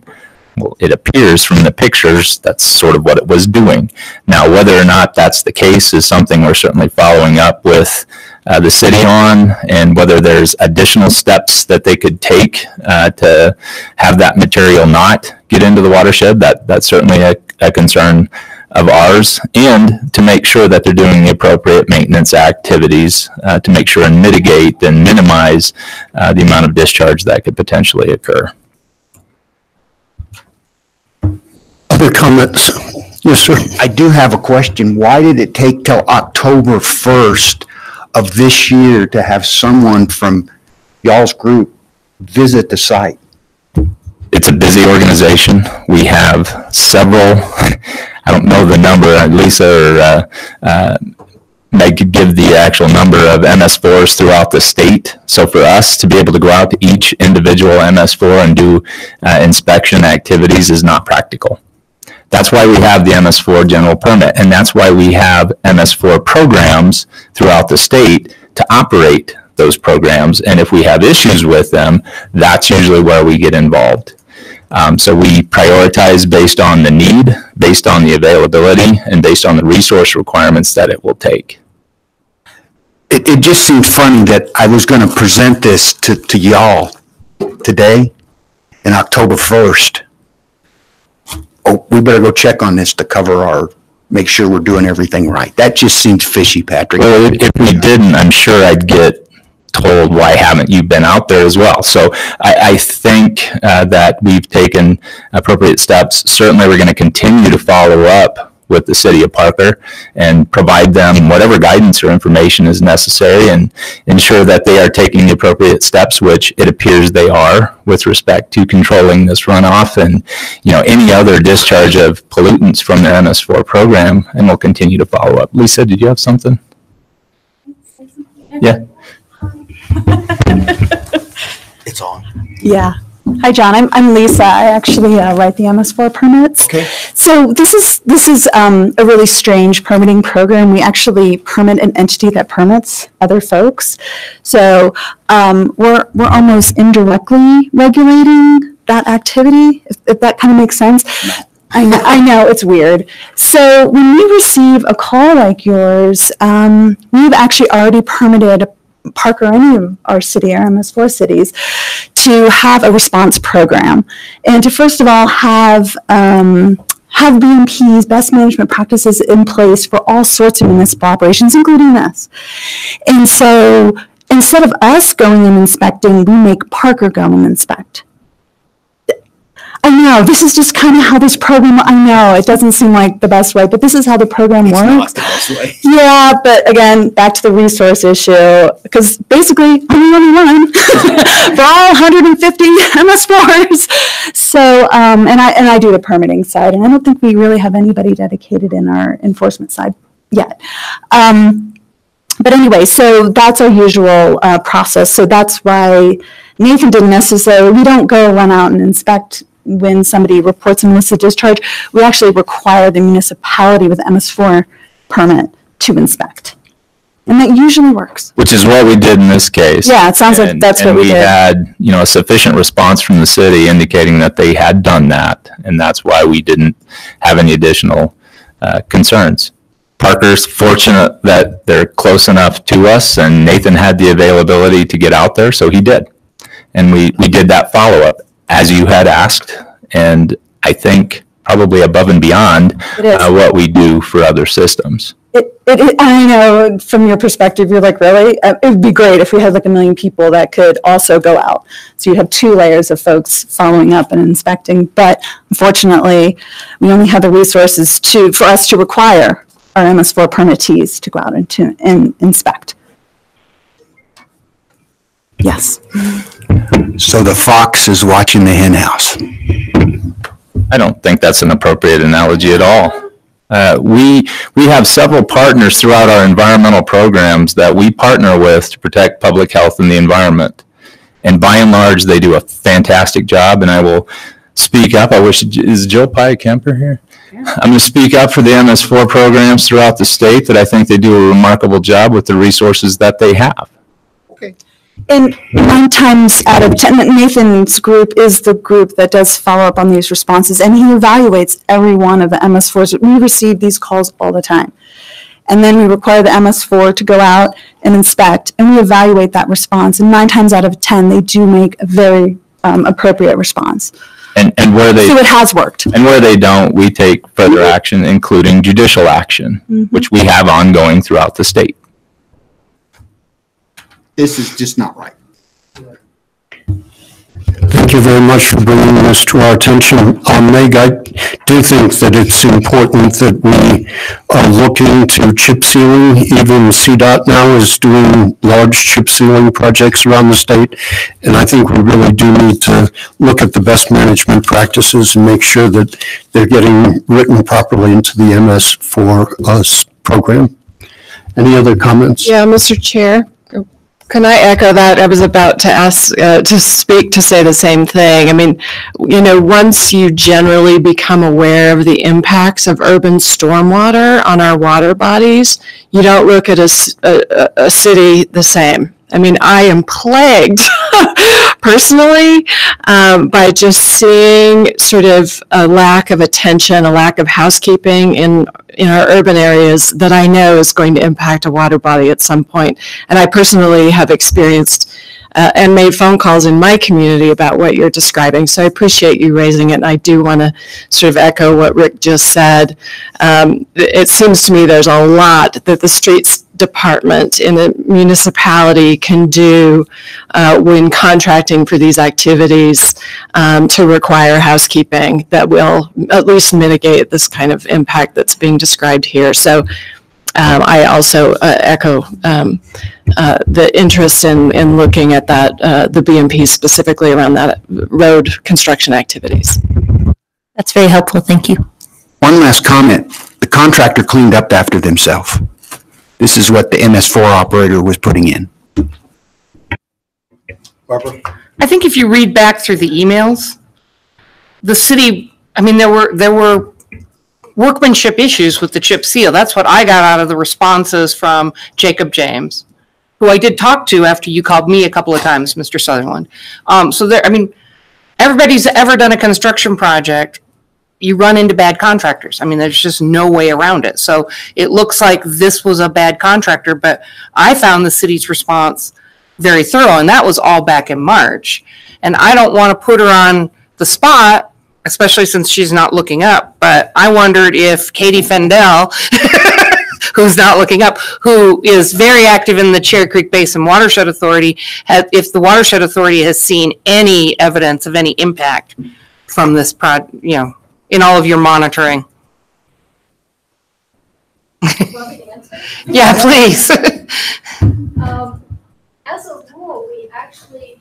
Could you come up to the mic? Yeah, I think you need to come up to the mic, Katie.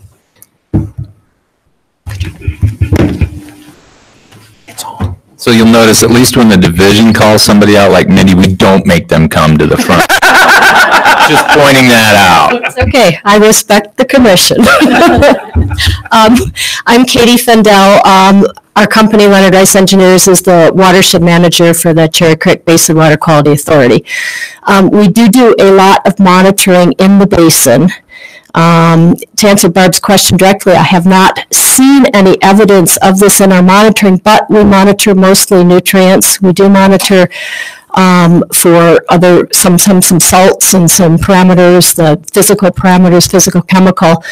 We have in the past looked into concerns of de-icing chemicals coming off of the airport there. So we looked into that on dissolved oxygen. This is something I was taking notes. That's why I was looking down to talk to Jacob James, who's on our technical advisory committee, and see if there's anything we need to do to look into this. We do have responsibility for developing in our own control regulation best management practices that can go above and beyond the state's ones in the BMPs for the basin. So I was badly taking notes. So I will call you out. Not a problem, not a problem. I suggested, Mr. Sutherland, that reaching out to the Cherry Creek Basin Water Quality Authority. And I have done that and trying to get to y'all's next meeting, whenever that is. I will give you a card and talk with you outside of the room. Thank you, but please do come in. Thank you. Anything more? Thank you very much, Mr. Sutherland.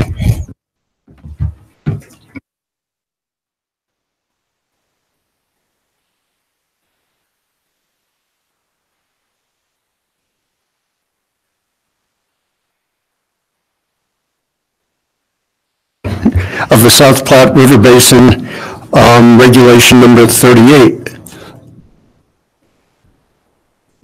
We have the 18. And do you have the sign-in sheet, Rick?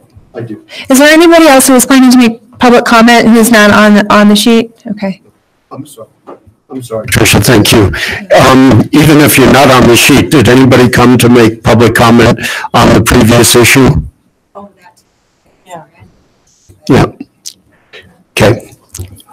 And so that for Parker, okay. So in addition to those who signed up and the two who told me that they were going to provide comments, Parker also needs to. Okay. Hi, would you introduce yourselves, please? Good morning. My name is Blake B. I'm the Standard Unit Manager. With me, I have Stephanie Baker-Carlton, Josie Nodes, and Patrick Bachman. In addition to the introductions this morning, we have a couple of announcements just so you all know and are kept in our structural alignment here with us. Stephanie was just promoted to the work group leader position for our unit, so there'll be a lot of contact, and when we start referring to Stephanie as the person to go to for all things standards all the time, we've heard that you can't crush her. We've seen that. She's always putting out a bunch of good work, so we're going to keep piling it on her. Also, Josie Mills has just joined us and will be covering part of the Regulation 38 for us as well on the South Platte. So with that, I'll turn it over to them. We have a lot of people, but a short presentation today. Just want to remind you that next month we will also be having the IFH in Frisco. We'll be going a little bit deeper into the presentation and what we'll be looking at for that next review. So we'll try to keep it short and sweet today. Meeting in Frisco is on a different basin, correct? That's on the Colorado. Correct. Yep. That's correct. A lot of the kind of basin review components will be similar. So it'll be kind of staged resolution today and then next month. Okay, thank you. Yeah, this will be the super fast version. I think Amanda's record last year was 12 minutes for the ISH, so this year we have 10 minutes. I think we can do it. Yeah. So today we're just going to give you a brief overview, very brief, about the general issues that the division will be looking at for the June 2020 Reg 38 hearing. Go on to the next. So Colorado's hearing cycle is a 3-year cycle, and that really is set up so that we meet our requirements to review all the regulations at least every 3 years. So the first step in that 3-year process is this ISH, or issue scoping hearing. The purpose of this hearing is just to give an opportunity for everyone to look at the issues early on and identify any of the major issues that we'll be looking at over the next couple of years. And then in November 2019, so next November, will be the IFH, so issues formulation hearing. And that's when the issue list will really be refined and we'll really see what we're looking at for the June 2020 rulemaking hearing, which sounds far away, but it's going to be here before we know it. So Reg 38 was last reviewed in 2015. So in 2016, we had the Reg 31 rulemaking hearing. Reg 38 does fall in the last of the cycle for all those Reg 31 updates. So a lot of what you hear from us today and in 2020 will be pretty familiar issues because you've seen them already in the last 2 basin reviews. So the Reg 38 basin is the South Platte River Basin. It includes the entire northeastern quadrant of the state. There are 13 subbasins in this basin, and it covers all kinds of different streams and rivers and lakes, starting all the way up in at the divide and going all the way out to Kansas. So we have these high elevation streams and the plain streams. So it's all kinds of different habitats that we're looking at. So next we'll go into the review components. So the hearing process really allows us the opportunity to make any changes that we need to make. So we always get new information. Our division is always collecting water quality data, biological data. We get information from CPW, and we use all of that information to decide if we need to make any updates or corrections to any of the standards or classifications in the basin. So a lot of the work is just general cleanup and corrections and upgrading segments and changing those use classifications, but we do consider any new EPA criteria and also all those site-specific issues, and you'll hear a lot about those from the folks that are coming up after us. So now we'll just kind of give you a brief overview of the general topic areas that we'll be covering for Regulation 38. Okay, so as Steph mentioned, we'll be looking at the uses and making sure that those are applied appropriately. And then we'll also be making sure that standards are in place to protect those uses. And 2 of the uses we'll be looking at are those that stem directly from the Clean Water Act, namely the fishable and swimmable uses. For the fishable element, we'll be looking to see if there are any aquatic life use upgrades or downgrades that need to occur. And we'll also be looking at whether there need to be any fish ingestion or water plus fish ingestion standards applied. And we'll mostly be looking at Class 2 aquatic life segments for that because those standards aren't automatically applied for those segments. But there may be fish of catchable size being consumed in those segments. We'll also, for the swimmable element, look at recreation use upgrades or downgrades that need to occur, and we'll look at water flow regimes for that, also access issues, and whether there's potential for kids to be playing in those segments. And for any sort of modification that needs to occur or may be appropriate for a use, we'll conduct new use attainability analyses and also review old UAs as appropriate. We'll also be looking at the water supply use and agriculture use and seeing that those are applied where necessary. For the water supply use, we'll be conducting an alluvial well search and considering whether where the locations for existing and potential water intake occur and making sure that those are protected.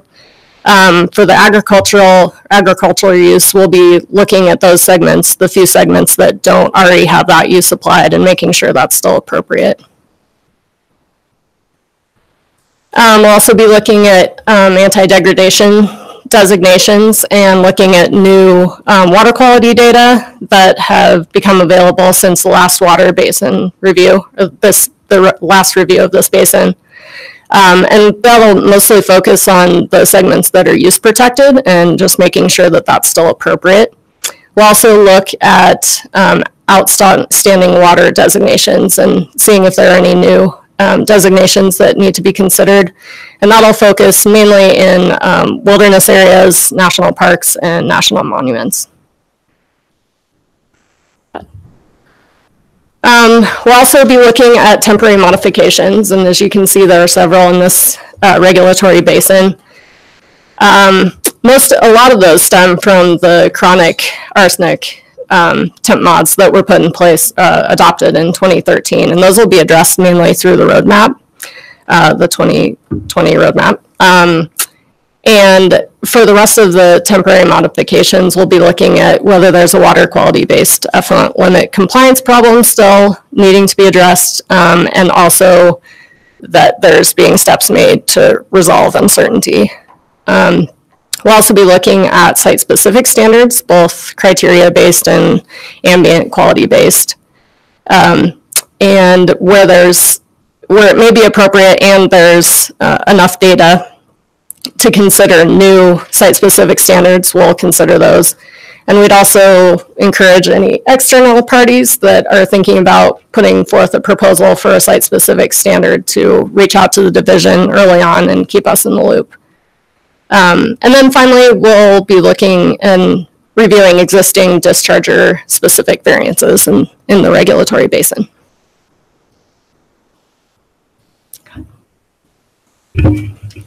Okay, so in 2015, there were 4 or 5 biotic ligand model based criteria proposals for the South Platte. These are kind of unique standards. They apply typically below the outfall of a discharger. They evaluate about 12 different parameters that ameliorate the toxicity of copper. Requires a little bit of extra data collection, so we've reached out to the parties that propose these, letting them know we need to see some more similar data sets to determine if these standards are still appropriate. And yeah, I think that's it.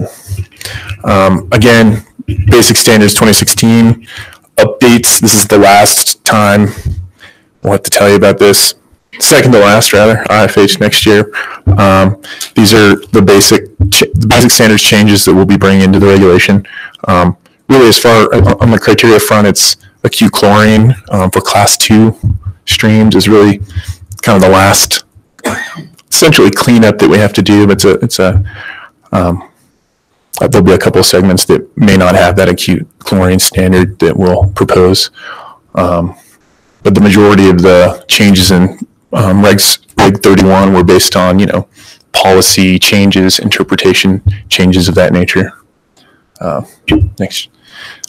Temperature, my favorite parameter. So we have a couple basic updates still. We updated the table value standards for these fish. We evaluated over 100 different papers of evil scientists slowly cooking fish in the lab and using those values to update our criteria. We have warm water winter acute standards that are new, that are based on winter acclimation temperatures that are a little bit more appropriate that we'll be bringing into this basin.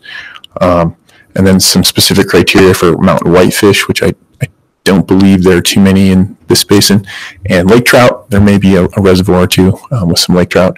And then lastly, the larger push to refine temperature standards will be building the CPW again for a number of days, getting their fish data and looking to really make sure we have the best temperature standards based on the fish that are expected to occur in these different basins.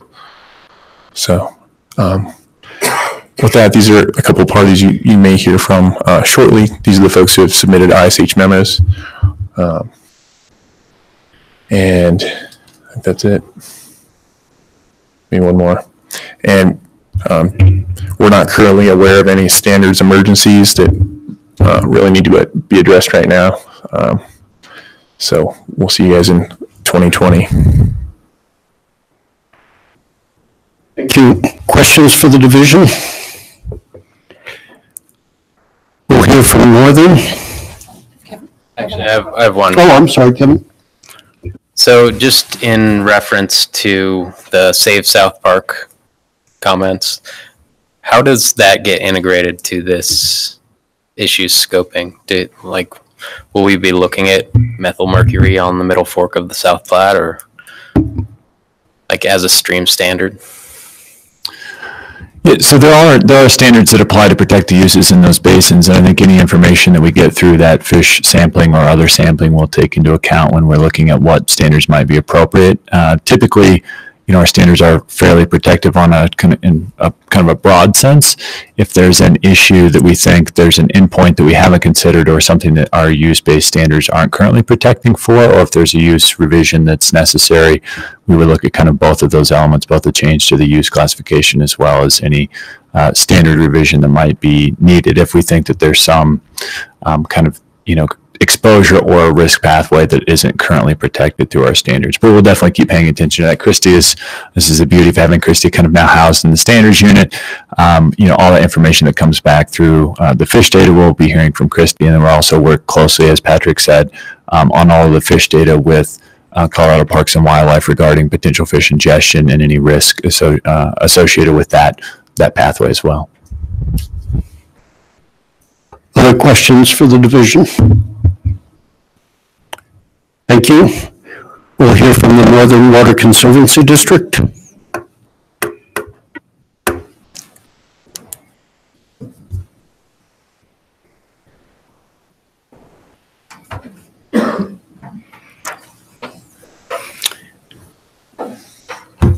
Thank you. Please introduce yourselves and make sure your microphones are on. I'm Jen Stevenson. I'm an environmental specialist for the Water Quality Department at Northern. And good morning, I'm Kate Ryan.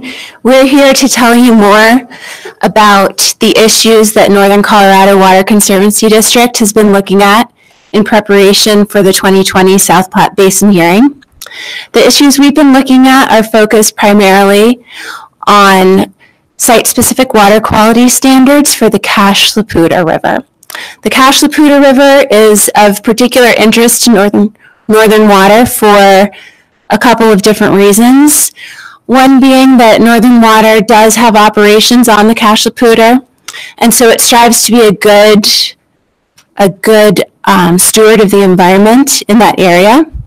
Additionally, temperature standards are of importance for 401 certification for any projects that Northern Water has on the Cache Laputa. Another reason that the Cache Laputa is of interest to Northern Water is because of the geography of the Cache Laputa. This river begins at its headwaters just east of the Continental Divide. From there, it flows west down the Poudre Canyon, all the way down to the city of Fort Collins, out onto the plains, past the city of Greeley, and to its confluence with the South Platte River.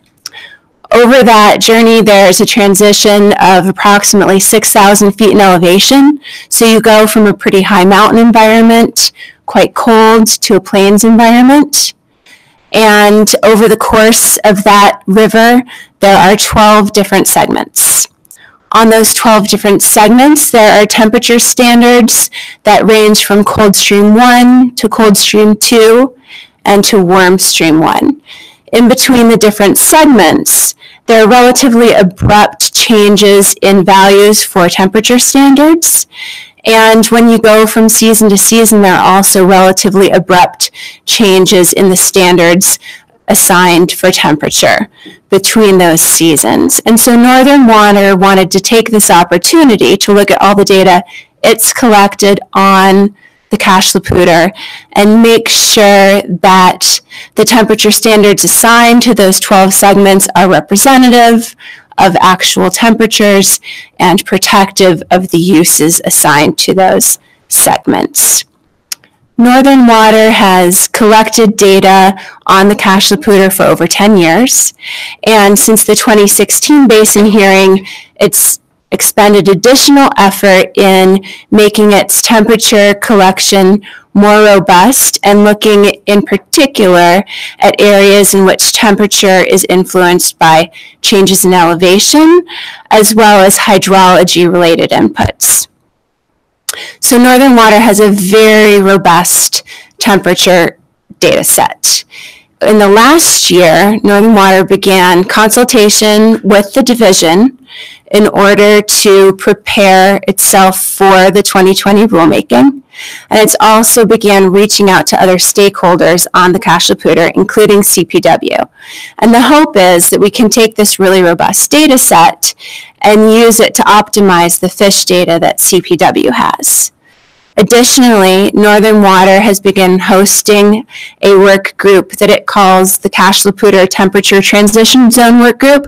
So this is an opportunity for all stakeholders on the Cache La Poudre to get together, make sure that all available data is being looked at, and that all the stakeholders on the Cache La Poudre can either join Northern Water in becoming the proponent of proposed site-specific standards in 2020, or make sure that they're comfortable with what's being proposed.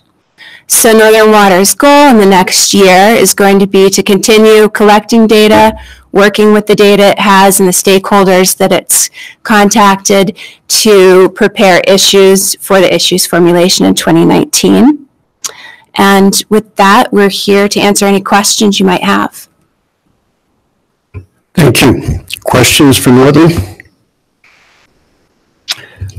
I'm delighted that you have such a robust data set for temperature, and I know that you've been participating in the Temperature Technical Advisory Committee, so I think that they'll be very interested in hearing the results of the analysis of all that data. So thank you for what you've done. Absolutely. Other questions, comments? Okay, thank you very much. Thanks. Next, is there somebody from Suncor who would like to address us?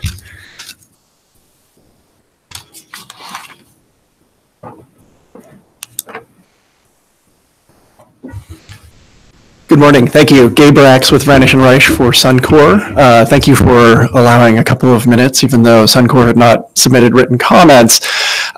We just wanted to appear because the division's memo had not addressed the need for reviewing variances, but I appreciate the division's bringing that up in their presentation today.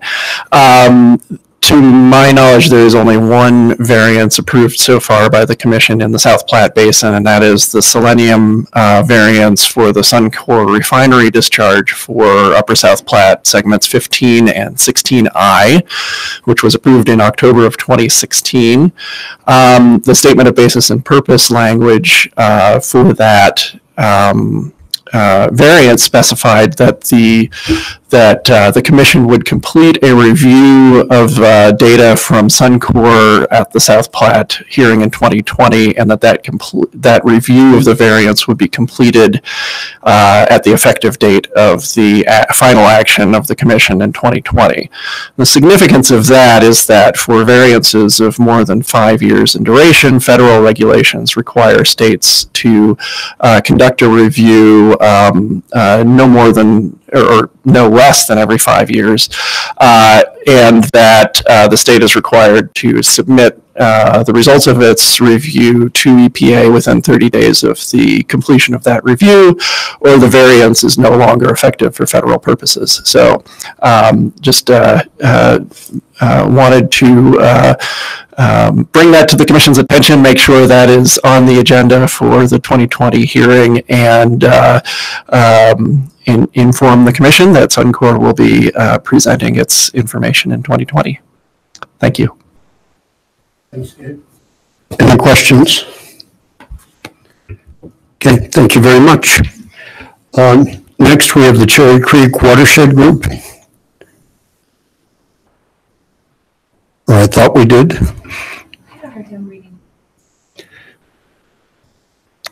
Okay.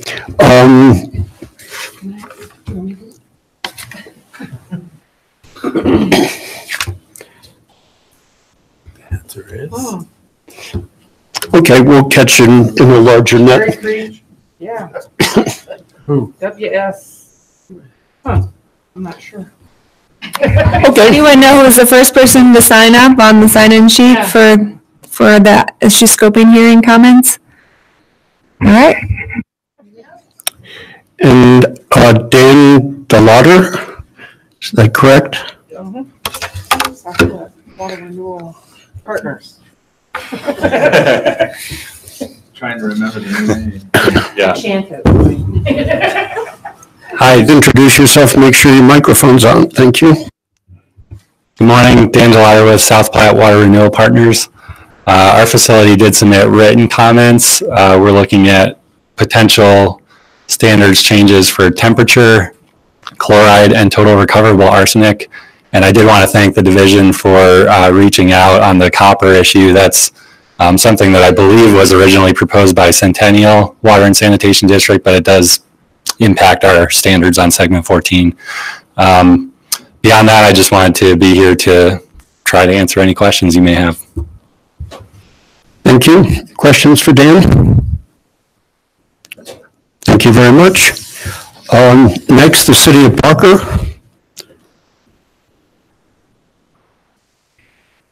Or not?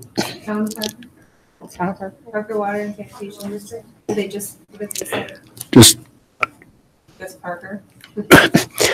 okay. Is there anybody else that would like to address the commission regarding this information scoping hearing? Yes.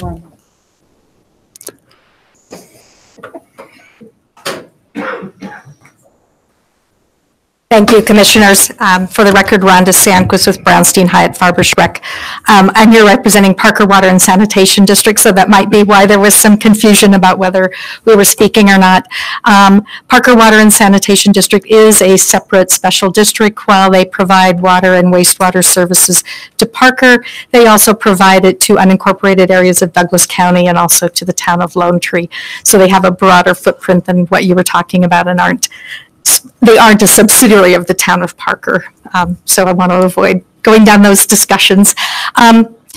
Parker Water and Sanitation District, as many of you know, constructed Ritter Hess Reservoir. It's about a 75,000 acre-foot reservoir designed primarily for water storage, although they also have a recreation plan, primarily non-contact body recreation, that will occur at the reservoir. The water that goes into the reservoir comes from a number of sources and partners who participated with Parker in the construction of the reservoir. The water that is released from the reservoir goes through pipelines primarily out to water treatment plants, so it's a very kind of closed system. In looking at Parker and looking at the Ritter Hess Reservoir, it's in segment 5 for Cherry Creek, which is, other lakes and reservoirs, most of which tend to be significantly smaller than Ritter Hess Reservoir and are not operated for such specific purposes as Ritter Hess is. So one of the things we are considering is whether we should look at a separate segment that would be for Ritter Hess Reservoir. So we would define the water quality there and the exact purposes and uses for the reservoir. In 2009, the Commission did look at Ritter Hess Reservoir and they adopted water quality standards and classifications for that entire segment that included Ritter Hess Reservoir. There was no water in Ritter Hess Reservoir in 2009, so we had no data or information. Parker started filling the reservoir in 2011 and has been collecting data. So one of the things we want to do is just kind of look at potential resegmentation, look at where the data is and whether there's a robust enough database at this time to suggest what the standards might be that would be appropriate for the reservoir. So that's our plan. We look forward to working with the division, with CPW, EPA, and the Cherry Creek Basin Water Quality Authority as we kind of investigate this process and what our next steps may be. Thank you, Rhonda. Questions, comments? Thank you. Is there anybody else that would like to address the commission concerning this issue scoping hearing for the South Platte? Tricia, it seems that given this is the South Platte, that we have fewer parties than would typically be expected. Do you want to comment on that? Yeah, for those of you who are here, and then I guess also for the benefit of the commissioners, would just note that I would agree with you. The sort of few number of memos that were submitted with the issue scoping hearing caught our attention. And so, just wanted to remind folks that the purpose of this being the first step of the triennial review hearing process is for anyone who has, is potentially thinking about bringing forward a proposal to identify that at this stage so that we can make sure that it's on the division's radar and CPW and EPA's radar and other impacted or affected entities so that they are aware that this issue is brewing so that they can engage in an appropriate way, make sure the data is available and shared and reviewed. I don't know if there are any other folks who are planning on or who are thinking they may end up showing up at the issues formulation hearing next year with a proposal and they didn't bring that forward here. Just kind of want to put that out there that there will probably be some extra questions about why not, and to make sure that the proposal would be ripe at that point. So. Thank you, Tricia. Barbara? I did have one comment on one of the written, and I don't think there's anybody here from Denver Water today. But the written comments that were submitted by Denver Water regarding a stakeholder group for Chatfield. Yeah. Perhaps the division wants to make a comment about that. That caught our mind or our eye as well. Yeah. And with full disclosure, I do serve on the board of the Chatfield Watershed Authority, but it seems kind of redundant to me to form a stakeholder group when you've already got a watershed authority that implements a control rig. So I just wanted to make that comment. I had similar questions actually regarding those comments as well, and I reached out to Denver Water. I haven't heard back from them. I reached out a couple times. And kind of left that question saying, can you give us some more detail? And we definitely like to talk to you between now and the issues formulation, and honestly sooner than better, as with all proponents. So we've reached out, we'll stay in touch. We have reached out to a number of parties who we think, have had some issues that they might be bringing forward over the years. And again, kind of quiet this fall, but we'll take it for now. We'll stay in touch with folks and we'll keep our ear to the ground. I just wanted to encourage the division to work through the Watershed Authority, not create a separate. And that's always our preference, is to work with local folks in that kind of appropriate forum. And typically we try to refrain from, again, creating other groups or adding other additional meetings where folks would have to be pulling other resources from existing work groups or other functions. Yep. Thanks, Blake. Do you have any other wrap-up comments you'd like to make? No, I think that's it. Again, like I said, we were kind of surprised when we reached out to a handful of folks. We'll keep working with, as Patrick mentioned this morning, the entities that are collecting data for the BLM. That's one of the things we really try and pay attention to is where is there data that needs to be collected at this phase in the game so that folks, if they need to go out next summer and augment the data sets that they have or bolster the data sets that they are working with, that this gives folks time to be able to do that so we don't get to the IFH next year and say, oh, it'd be great if we had another field season of data. And that's not possible between that time and the hearing. And so we always try and kind of reach out to folks. And again, if there's anybody in the room today that's thinking about anything, we always encourage folks to get in contact with the division as soon as possible. I'm always a good contact. I can put that to the right people working in each of the sub-basins. So we're always always willing to work often and early, as Tricia said. It's really tough to get a proposal kind of started in November with all of the kind of considerations that are included in the ripeness memo, the considerations for advancing proposals. So again, just urging people to come forward early and often. Thanks, Blake. Anything else? One last chance for public comment on this issue. Commission discussion. Don't all speak at once. It's very confusing.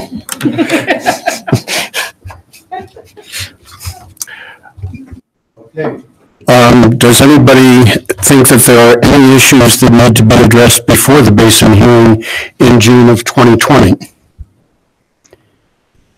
If not, then thanks to all parties involved and those that came to hear this issue. We will see you all again in November of 2019 at the issues formulation hearing. Thank you very much. We'll take a 10-minute break and reconvene for the town hall session.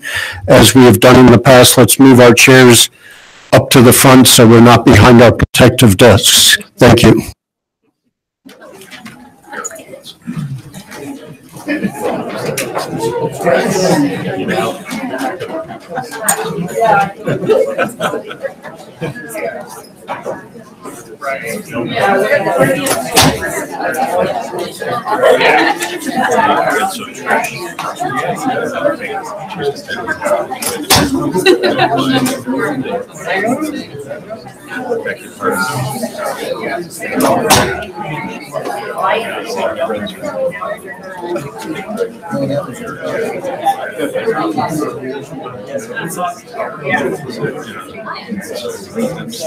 That's what I do too.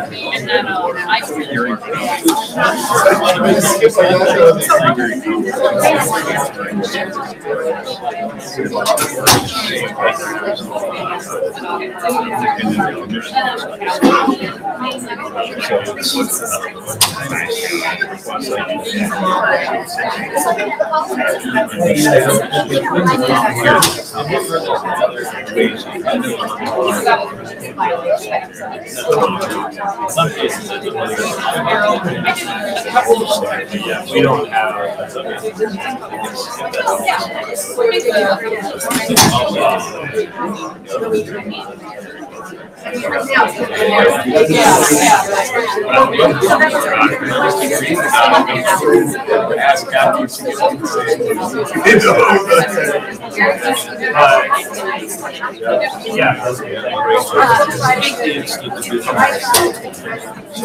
Oh, yeah, no, it is. I think we can just leave that there, and we can just turn some chairs around here.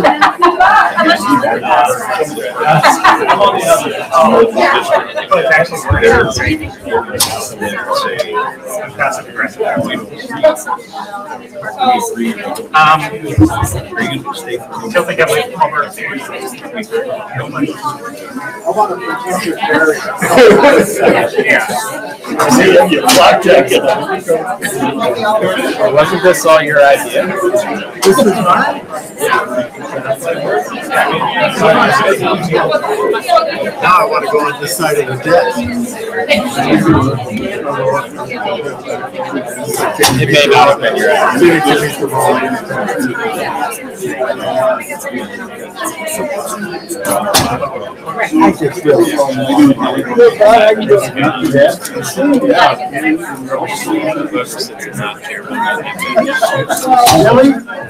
Yeah, this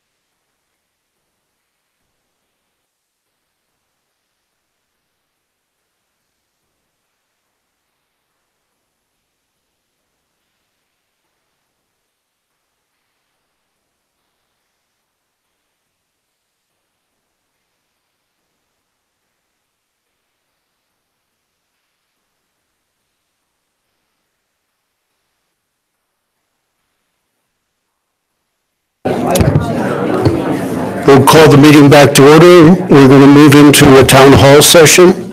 Tricia, you want to provide some background on this? Sure. Thank you all to those of you who have stayed here for the town hall. Thank you to the commissioners for coming up, moving around, and being flexible in terms of space to try to make this a little less of a formal conversation. So this is town hall number 4, which, as you could imagine, means that this is the 4th time that the commission has conducted a town hall. What a coincidence. I know. I'm really clever that way. And so just for context of those of you who maybe have not been here before, or those who may be listening online and don't know what this is about, it started really, I can't remember the exact circumstances, but really just an opportunity for stakeholders to be able, and participants in the commission process, to have an opportunity to have some really informal dialogue with the commissioners. I mean, often it's in the context of formal rulemaking hearings or other proceedings that back and forth exchanges take place. And so the commission wanted to have a chance for stakeholders to bring up questions or suggestions or ideas with the commission, and for the commission to also share ideas and feedback with stakeholders about what's helpful for them in order to get through and understand sort of what people's concerns and issues are. So again, we've done this once a year for the past 4 years. And through the process, we've gotten a lot of great suggestions and ideas, and we've been able to make some changes to the commission's process and other things in order to respond to those suggestions. So we encourage folks to chime in or speak up here if you've got any ideas or concerns that you want to raise. For the first time this year, we put a questionnaire out to people and did a survey to see if there were comments that people would like to make in advance of the town hall. Unfortunately, we reached out to over 1,000 people that are on our large distribution list, and we only got 26 responses. And it appears that those responses are split by people that don't know much about the commission business and those that know about it. So we'll go over some of the findings from that at the end. We don't want to start a discussion of that and have your thoughts focused on that, but we will talk about some of what we learned from those surveys at the end of the discussion. So who would like to start? Oh, and I forgot to note for those of you who are listening to our meeting online, if you do have any questions or comments, if you type that in, we do have a way for to raise those questions with the commissioners here in the room.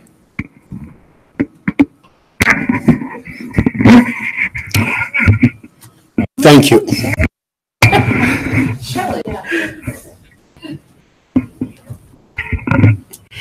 This is Shelley Stanley, City of North Glen.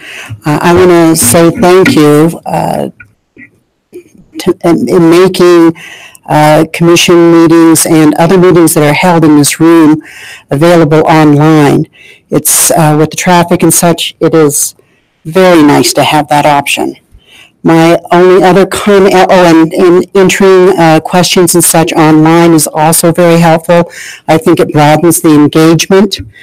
The only request I would have is that if there is a video option, a live video option, it would be very nice to have that, as well as the ability to listen in and type in questions. That is fairly common. I know in city councils we now have that available, so I don't think it's cutting edge. So Shelley, do you want video like for the PowerPoint presentations, or do you seriously want to watch us sitting around up at the table? It'd be nice to have, of course, for the video of the PowerPoint presentations, but I think there is some value in seeing people's faces and in reading body language and such. I totally agree. It's not cutting edge. And I don't know exactly what our capabilities are. I know there is some ability for video streaming. I don't know how complicated it would be to have one camera that looks at the commissioners and one camera that looks at the witness, the where people testify and with screen sharing. So we do show the PowerPoint presentations and share the screen of what, whatever is showing on the projector here. Anyone who's listening online is able to see that. So I just don't know what it would require in terms of camera changing and what kind of support we would need for that, but can look into it and maybe. It's true, this room is not necessarily set up the best for video. So I admit that.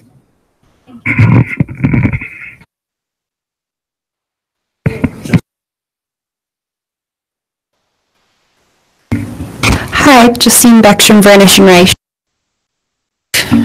At the very first town hall in 2015, Mary Fabiziak suggested ways to improve how to look at all the rulemaking documents you guys receive, and she has suggested including party name, page number, rulemaking on every single page of the documents. And I just want to know, has that been helpful? Has it been working? Is there something else we can do to help organize all the filings that you guys have to review?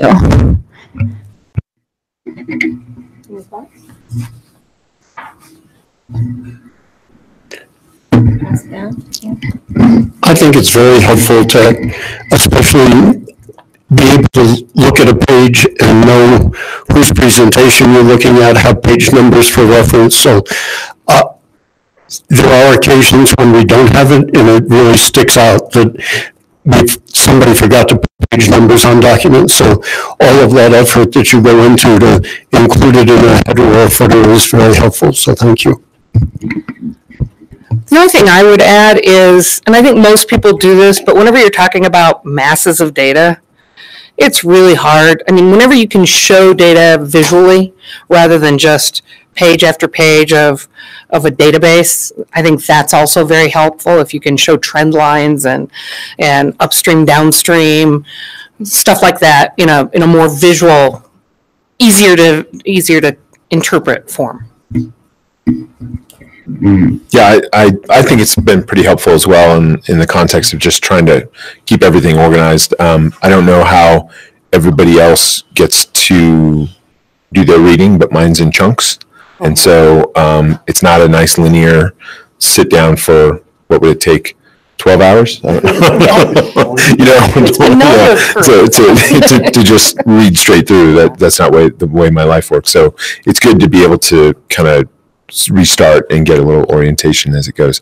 I still don't, we had this conversation recently at some point. Maybe it was in Fort Collins, but I still find myself getting onto Google Maps while we're talking or Google Earth and just figuring out where everything is when people talk about the reservoir outside of Fair Play that is going to receive, sediment. I'm like, wow, where is that exactly? So, I mean, everybody's intimately has intimate knowledge of their own part of their watershed, and it's a little tough for us to kind of always know exactly where that is, but the internet's there for us for that. So.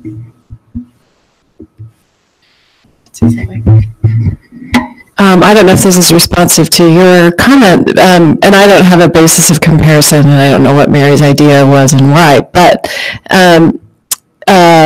I know, so I use the electronic system. I don't print out. So the way it is organized in the Google Drive, I've figured that out, and I've decided it's really helpful. And the way things are named, including PDF files, is really important for sort of a efficient use of the electronic system. So I don't know who's doing that, if parties are naming their own files. Okay, so that's working really well for me, FYI.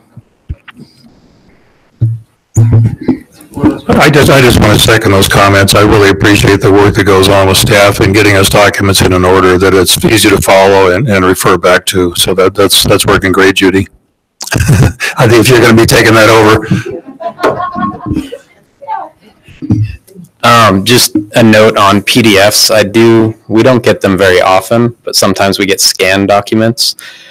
It's a lot easier if they're searchable, mostly probably during the hearing, but also in general, I think a searchable PDF is a lot more helpful than like a 50-page scan document.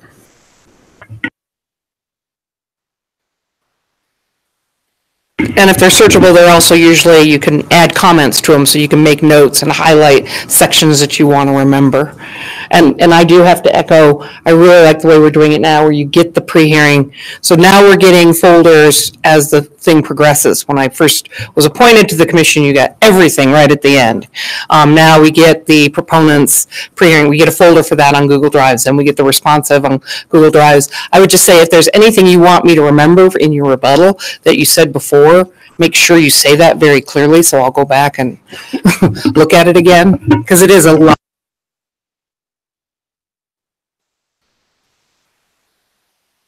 Who else has comments, suggestions?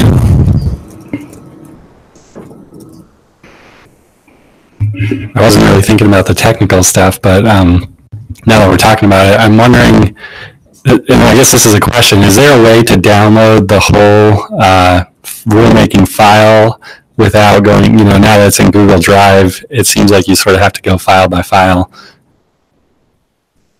Yes, but I can't tell you off the top of my head. Okay. If you open up Google Drive and there's a folder of material you want to download, or you want to download the entire document, then in Google Drive, you get that folder at the top and right-click and hit download, then it puts everything into a zip file and it'll download all the documents within that folder. Great, thank you.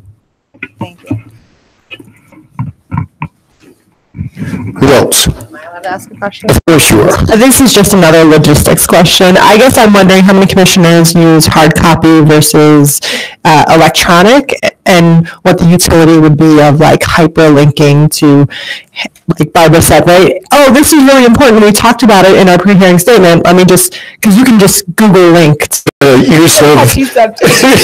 use of links can be very helpful, and I've found with Acrobat Adobe Pro now, DC Pro, you can put links any place you want to and link to that document, or you can attach other documents with that document and link to that. So I think you can use more and more of that, and it'll be helpful to everybody. As long as the file structure doesn't matter, right? Because you put something in one folder and then you move it, have you removed the link? Does it not know where to go anymore? I just don't want that mess to occur, but if we can get around that, that's fine. I know Google's smarter than me, but. Well, and to that, I don't know do we rename files, or do they just? Yes. Yeah, so even parties files? Yeah. Okay. Because I guess consistency or referencing a file name is helpful, but it's not helpful for you guys if we're changing them, so never mind. Right. A lot of times, documents that we have refer to exhibits, and the exhibits are separate documents, but with the ability in Acrobat Adobe Pro to make attachments right within the main document, that might cut down on the number of files we have, because if you can attach your exhibits into the Acrobat file, then it's carried along with that file. So that may be something that we want to encourage people to do. Okay. Anybody else? You all that hungry that you don't want to talk to us? Non-technical things. Yeah. Justine Beckshire again. I'm not as familiar with the Adobe attachment thing, but I believe that previously the commission asked that we don't include all the documents in one file, and so that's why we submit the exhibits as separate documents, and we're happy to do whatever is best for the commission, but I just maybe some clarity would be great. I'm not as familiar with what Rick was talking about either. I put a note down for myself to look into it. For now, I would say if it's okay with the commission to continue doing it as you have been. I think that has been important in terms of maintaining the administrative record, and also sometimes if you attach everything to one document, it becomes really difficult to download in terms of time, and our system may not be able to handle it. So we will look into it to see if it's possible for us to convert, but for now, please keep doing it as separate documents. Anybody else? Well, Tricia, I want to talk about the survey results and the takeaways from that. Yeah, I would be happy to get this started. So as you noted, we did send the survey out to over 1,000 people. And that's just people who've indicated they've signed up for it to be on the commission's distribution list. And so that's who I sent the survey out to. We got 26 responses, so not a real strong response. There were a number of responses that were about very specific issues, and so Rick has asked that I follow up with those folks about their specific concern, and so we'll be to those of you who maybe are here or listening and have that, to the extent that the person identified themselves, you had the ability to respond to the survey anonymously or to identify yourself. So to the extent that we got specific comments and the person provided their contact information, I'll be reaching back out to them. In terms of kind of broader takeaways, and I'll be curious if commissioners have other thoughts, kind of the three things that I noted was, one, to try to continue to consider ways to better engage with the western slope. I think there were a couple of folks who noted that, and we, I think as an agency, know that we always struggle with that, and we continue to try to do better. The timing is really good. The commission will be on the western slope this coming year a couple of times for meetings, and so we'll try to reach out to folks who are on the western slope, or any of you who have ideas or have had those concerns about how we can better engage with the western slope. We would really like and welcome your thoughts on that, so we can do better there. Two, there was some feedback about wanting to have some of the commission documents, maybe the notices or other things, be a little more accessible to the public in terms of the language and terminology that's used. So we'll take a look at working with our communications folks and see what we can do. We've done some of that with some of the triennial review hearing documents and trying to explain the public participation process, but we'll look at how we can continue to do better there. And the third was kind of a surprising one, but it showed up a couple of times, and I think this goes back to the fact that a number of the folks who responded to the survey don't engage in Water Quality Control Commission proceedings very often, but a number of folks indicated that they had not heard of the 10-year water quality roadmap. And so we were very surprised by this. I'm sorry, Christy. Christy traveled all over the state and held how many meetings? Yeah, 7 meetings, and really did an outstanding job in trying to advertise those and make sure that anybody who might be interested had heard of it. So it may be as simple. We're not going to send you on the road again. Don't worry. Tweet about it, or maybe it's as simple as again trying to find that to the extent that we can find the folks who did indicate that, sending them that information and communicating with them directly and seeing if they have other ideas about where they get information. We also can maybe try to use those avenues to get the word out about it. Go ahead, Blake. I just had a quick comment, especially for folks on the phone, because we don't have a big attendance here today, but following the issues formulation hearing in Frisco on November 13th that the commission has, we will be doing the quarterly roadmap work group meeting in Glenwood Springs on November 14th. So that's one of our initiatives. Part of the roadmap is to try and get out of Denver for at least one meeting a year. And so since we're already going to be traveling West Slope Light, we're going to go a little bit deeper into the West Slope and get out to Glenwood at least on that Wednesday, November 14th. And also just for folks listening on the phone or for anybody else, always feel free to contact the division, the standards unit. I feel like we can kind of help the commission with this a little bit. We've been trying to think of new ways after the planning session, and we're always looking for kind of new ways to get information out about these hearings, not only so we can work with parties, but also so interested stakeholders can participate. But if anyone wants to reach out to us, blake.beya@state.co.us anytime. I'm hoping there's somebody on the phone that will just listen. But also, there's some folks in the survey that responded that said, "Hey, we just haven't been heard," and so we're more than happy, Tricia and Commission, to follow up with those folks as appropriate as well, to just try and help. And with our website, CDPHE Nutrients, if you Google that, I don't know what the heck the link is, but if you Google it, CDPHE Nutrients, that will take you to the roadmap page, which both has all the information, fact sheets, that kind of information about the roadmap, but also all of our work group meetings, all the information materials we posted online, and we'll try and make those as connected as possible so that folks can listen in and participate.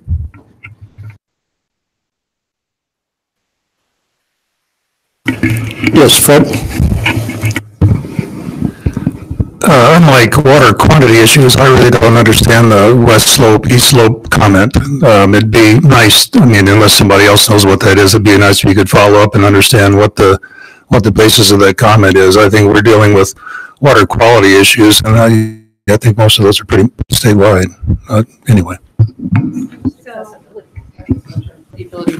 Distance. Yeah, I think that's right. So it is different than I think the west slope, east slope water quantity issues. And yes, I think it has more to do with accessibility. So the fact that we often hold our meetings in Denver, we're trying to do better in terms of streaming and making remote participation a possibility.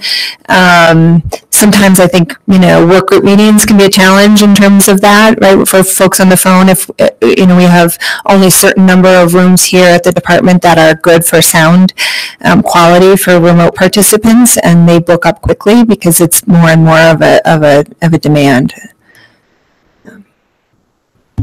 The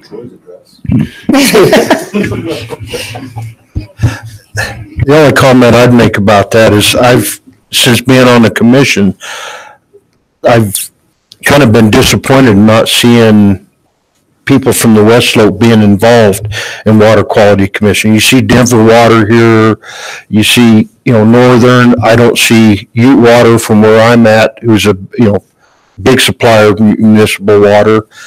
So I've been questioning why not? Why are they not involved? So I know that's going to be some of the issues I was going to work on for our June meeting, is to try to get some of them people. Your river district, you guys. I'm not going to tell what the Colorado River District. Yeah, there we go. You don't hold the button down there. But anyways, just to address you, the River District does participate in the hearings. We're not always here because of logistics. I live in Summit County, so I'm a little closer to Denver than, say, Glenwood. But like Ute Water, when they have a specific issue at a hearing, they will participate heavily. But you don't see them come on a daily to most of the hearings. I came for the town hall really just to see what this is all about. So it's nice to meet all. You can see your faces. So it's nice to see somebody here from River District. Now you look familiar. I see me in the audience. I know him from somewhere. It's from the last River District meeting. Okay. And Troy, to further on that too, I know Animas Water Company has been out here for meetings in the past as well. So we do get them. We sure want more though. So whatever you can do to help us get that message out and the further folks in terms of coming, I think that'd be great. And we'd provide you whatever help with that we can. Thank you. And I'll echo from Pat's comments as well. If you all have ideas about how we can better engage with the basins, specifically as we start kind of working on proposals that would kind of be leading issues to you in the coming hearings. If you have ways to, people we can link up with or people you think that we should do outreach with regarding any of these hearings or any specific outreach components that that we could tackle for you, let us know how we can help. One thought, and Dan has brought up on several occasions, couldn't the roundtables be the 208 planning agencies? And I've always argued strenuously that you don't have the right people in the room. But the roundtables might be a good, as you go around the state from basin to basin, doing, a presentation to each of the roundtables, because I can promise you get West Slope participation if you go to the Colorado Basin Roundtable. Yeah, that's a good point. We actually just went to the September meeting of the Colorado Roundtable. So Patrick and Amanda actually just went up and gave a similar presentation, kind of a little longer, more specified version of what you saw today for the issues formulation hearing that's coming up in that basin. I think we got some really good feedback. Patrick, I don't know if you have any other comments, but I think that was kind of our thought, is at least reaching a different, maybe broader audience in person would be helpful. Anything else? And then one other thought I had, Tricia, based on the October hearing of water quality issues is an annual thing, and some years nobody comes, and some years it's people that know a lot about. But I think there was a common thread with the two groups that were here today, in that they don't understand what the commission does versus what the division does.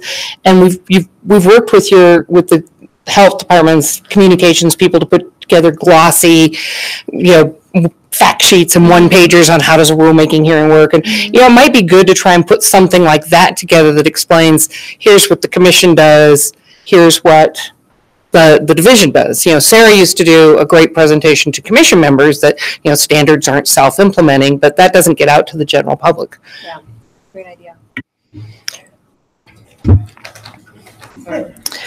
I have a microphone, so I'm going to go, Mike. Exactly. And it's on the topic of sort of public interest, general public participation. And one of the survey commenters said this, and I'm going to make the same sort of public comment, only I'm going to be maybe more blunt because I am that way. What is up with the websites?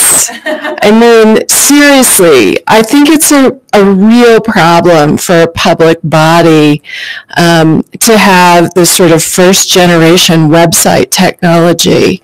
A lot of what we're talking about here could be addressed with a proper page on the website that this is what people are looking for. People are not sort of looking for an index that is written in terminology that only people in this room understand. So, and I know I've been there, I've worked for government forever, and I know that the websites never get funded properly in the budgeting process. But maybe it's something the commission could do with the governor's office, with the legislature, is sort of, I'm sorry if it's an initiative, but is there something we can and should do with the goal of engaging a broader public to get those websites into this century? I couldn't agree more. I've been doing this forever, and I still get confused sometimes. The nutrient page is actually pretty functional, but when I have to go look something up, I still get confused. And I've been doing this for like forever. So let me talk about the Office of Information Technology, which is the state. Oh, it could take that long. I'm glad Greg Noggle's not here. He could go into a dissertation on it. It is challenging based on our resource constraints that we have to use this Office of Information Technology for most of our OIT needs. That being said, I think we can and have communication staff that can assist with. And that's how we did the nutrients website and our Pfcs website. And then EB can jump on the technology that we do have. So to your point, can we make it better? Sure. Yeah, sure. We're a bit constrained in terms of what resources we have to use and the tools that we have to use. But if there's, something that we can do to improve it, from the division standpoint, we'll provide that assistance. So, I was just going to add that if the commissioners have examples of pages that they like from other states or other boards that they look at, it would be really great if you could pass those links along to us so that we can try to work with our communication staff to make our websites a little bit more accessible. And we're unafraid to steal. So if there is good stuff, we'd be happy to look at that and use it. I guess one thing that strikes me about the difference between the West Slope and the East Slope, besides proximity, is that there seem to be a lot more bigger districts and bigger entities, more resources certainly on the eastern side of the state. So to that end, if there are more dispersed and smaller, municipalities or what have you that are going to be spread out across the western slope, it may be difficult. Not only even if we project or put this out available to someone to sit down and watch it all day, I don't know if there's a rule against this, and I would never want to go and do this, but do we want to record these and archive them for someone to be able to come and see it later off cycle so that they can, I don't know if that, I don't want to hear my voice though. Yeah. I won't make you listen to it, Mike. However, yes, every one of your meetings are recorded and they're always available for anyone to contact us and they're able to listen to them. Audio only, that's correct. But the PowerPoint presentations we can email separately, so they're not in sync, but they would be able to pull it up and follow along in terms of listening to the audio recording. I am also would offer, I'm always available to answer questions and sometimes get those phone calls or emails from people who say I wasn't able, due to limited resources, my community is interested in this issue, but we weren't able to attend. Can you tell me what happened? And I'm always happy to take those phone calls or answer those emails and, provide people with as much information as I can before or after the fact about what is going to be happening at the meeting or what did happen at the meeting. So. Any last comments? Well, thank you very much. We hope that by doing this, we'll make incremental improvements over the years and make things more accessible for people as we can. So we will break for 1 hour. We'll be convened at 1 o'clock for the rulemaking hearing on Regulation 61. Thank you. Thank you.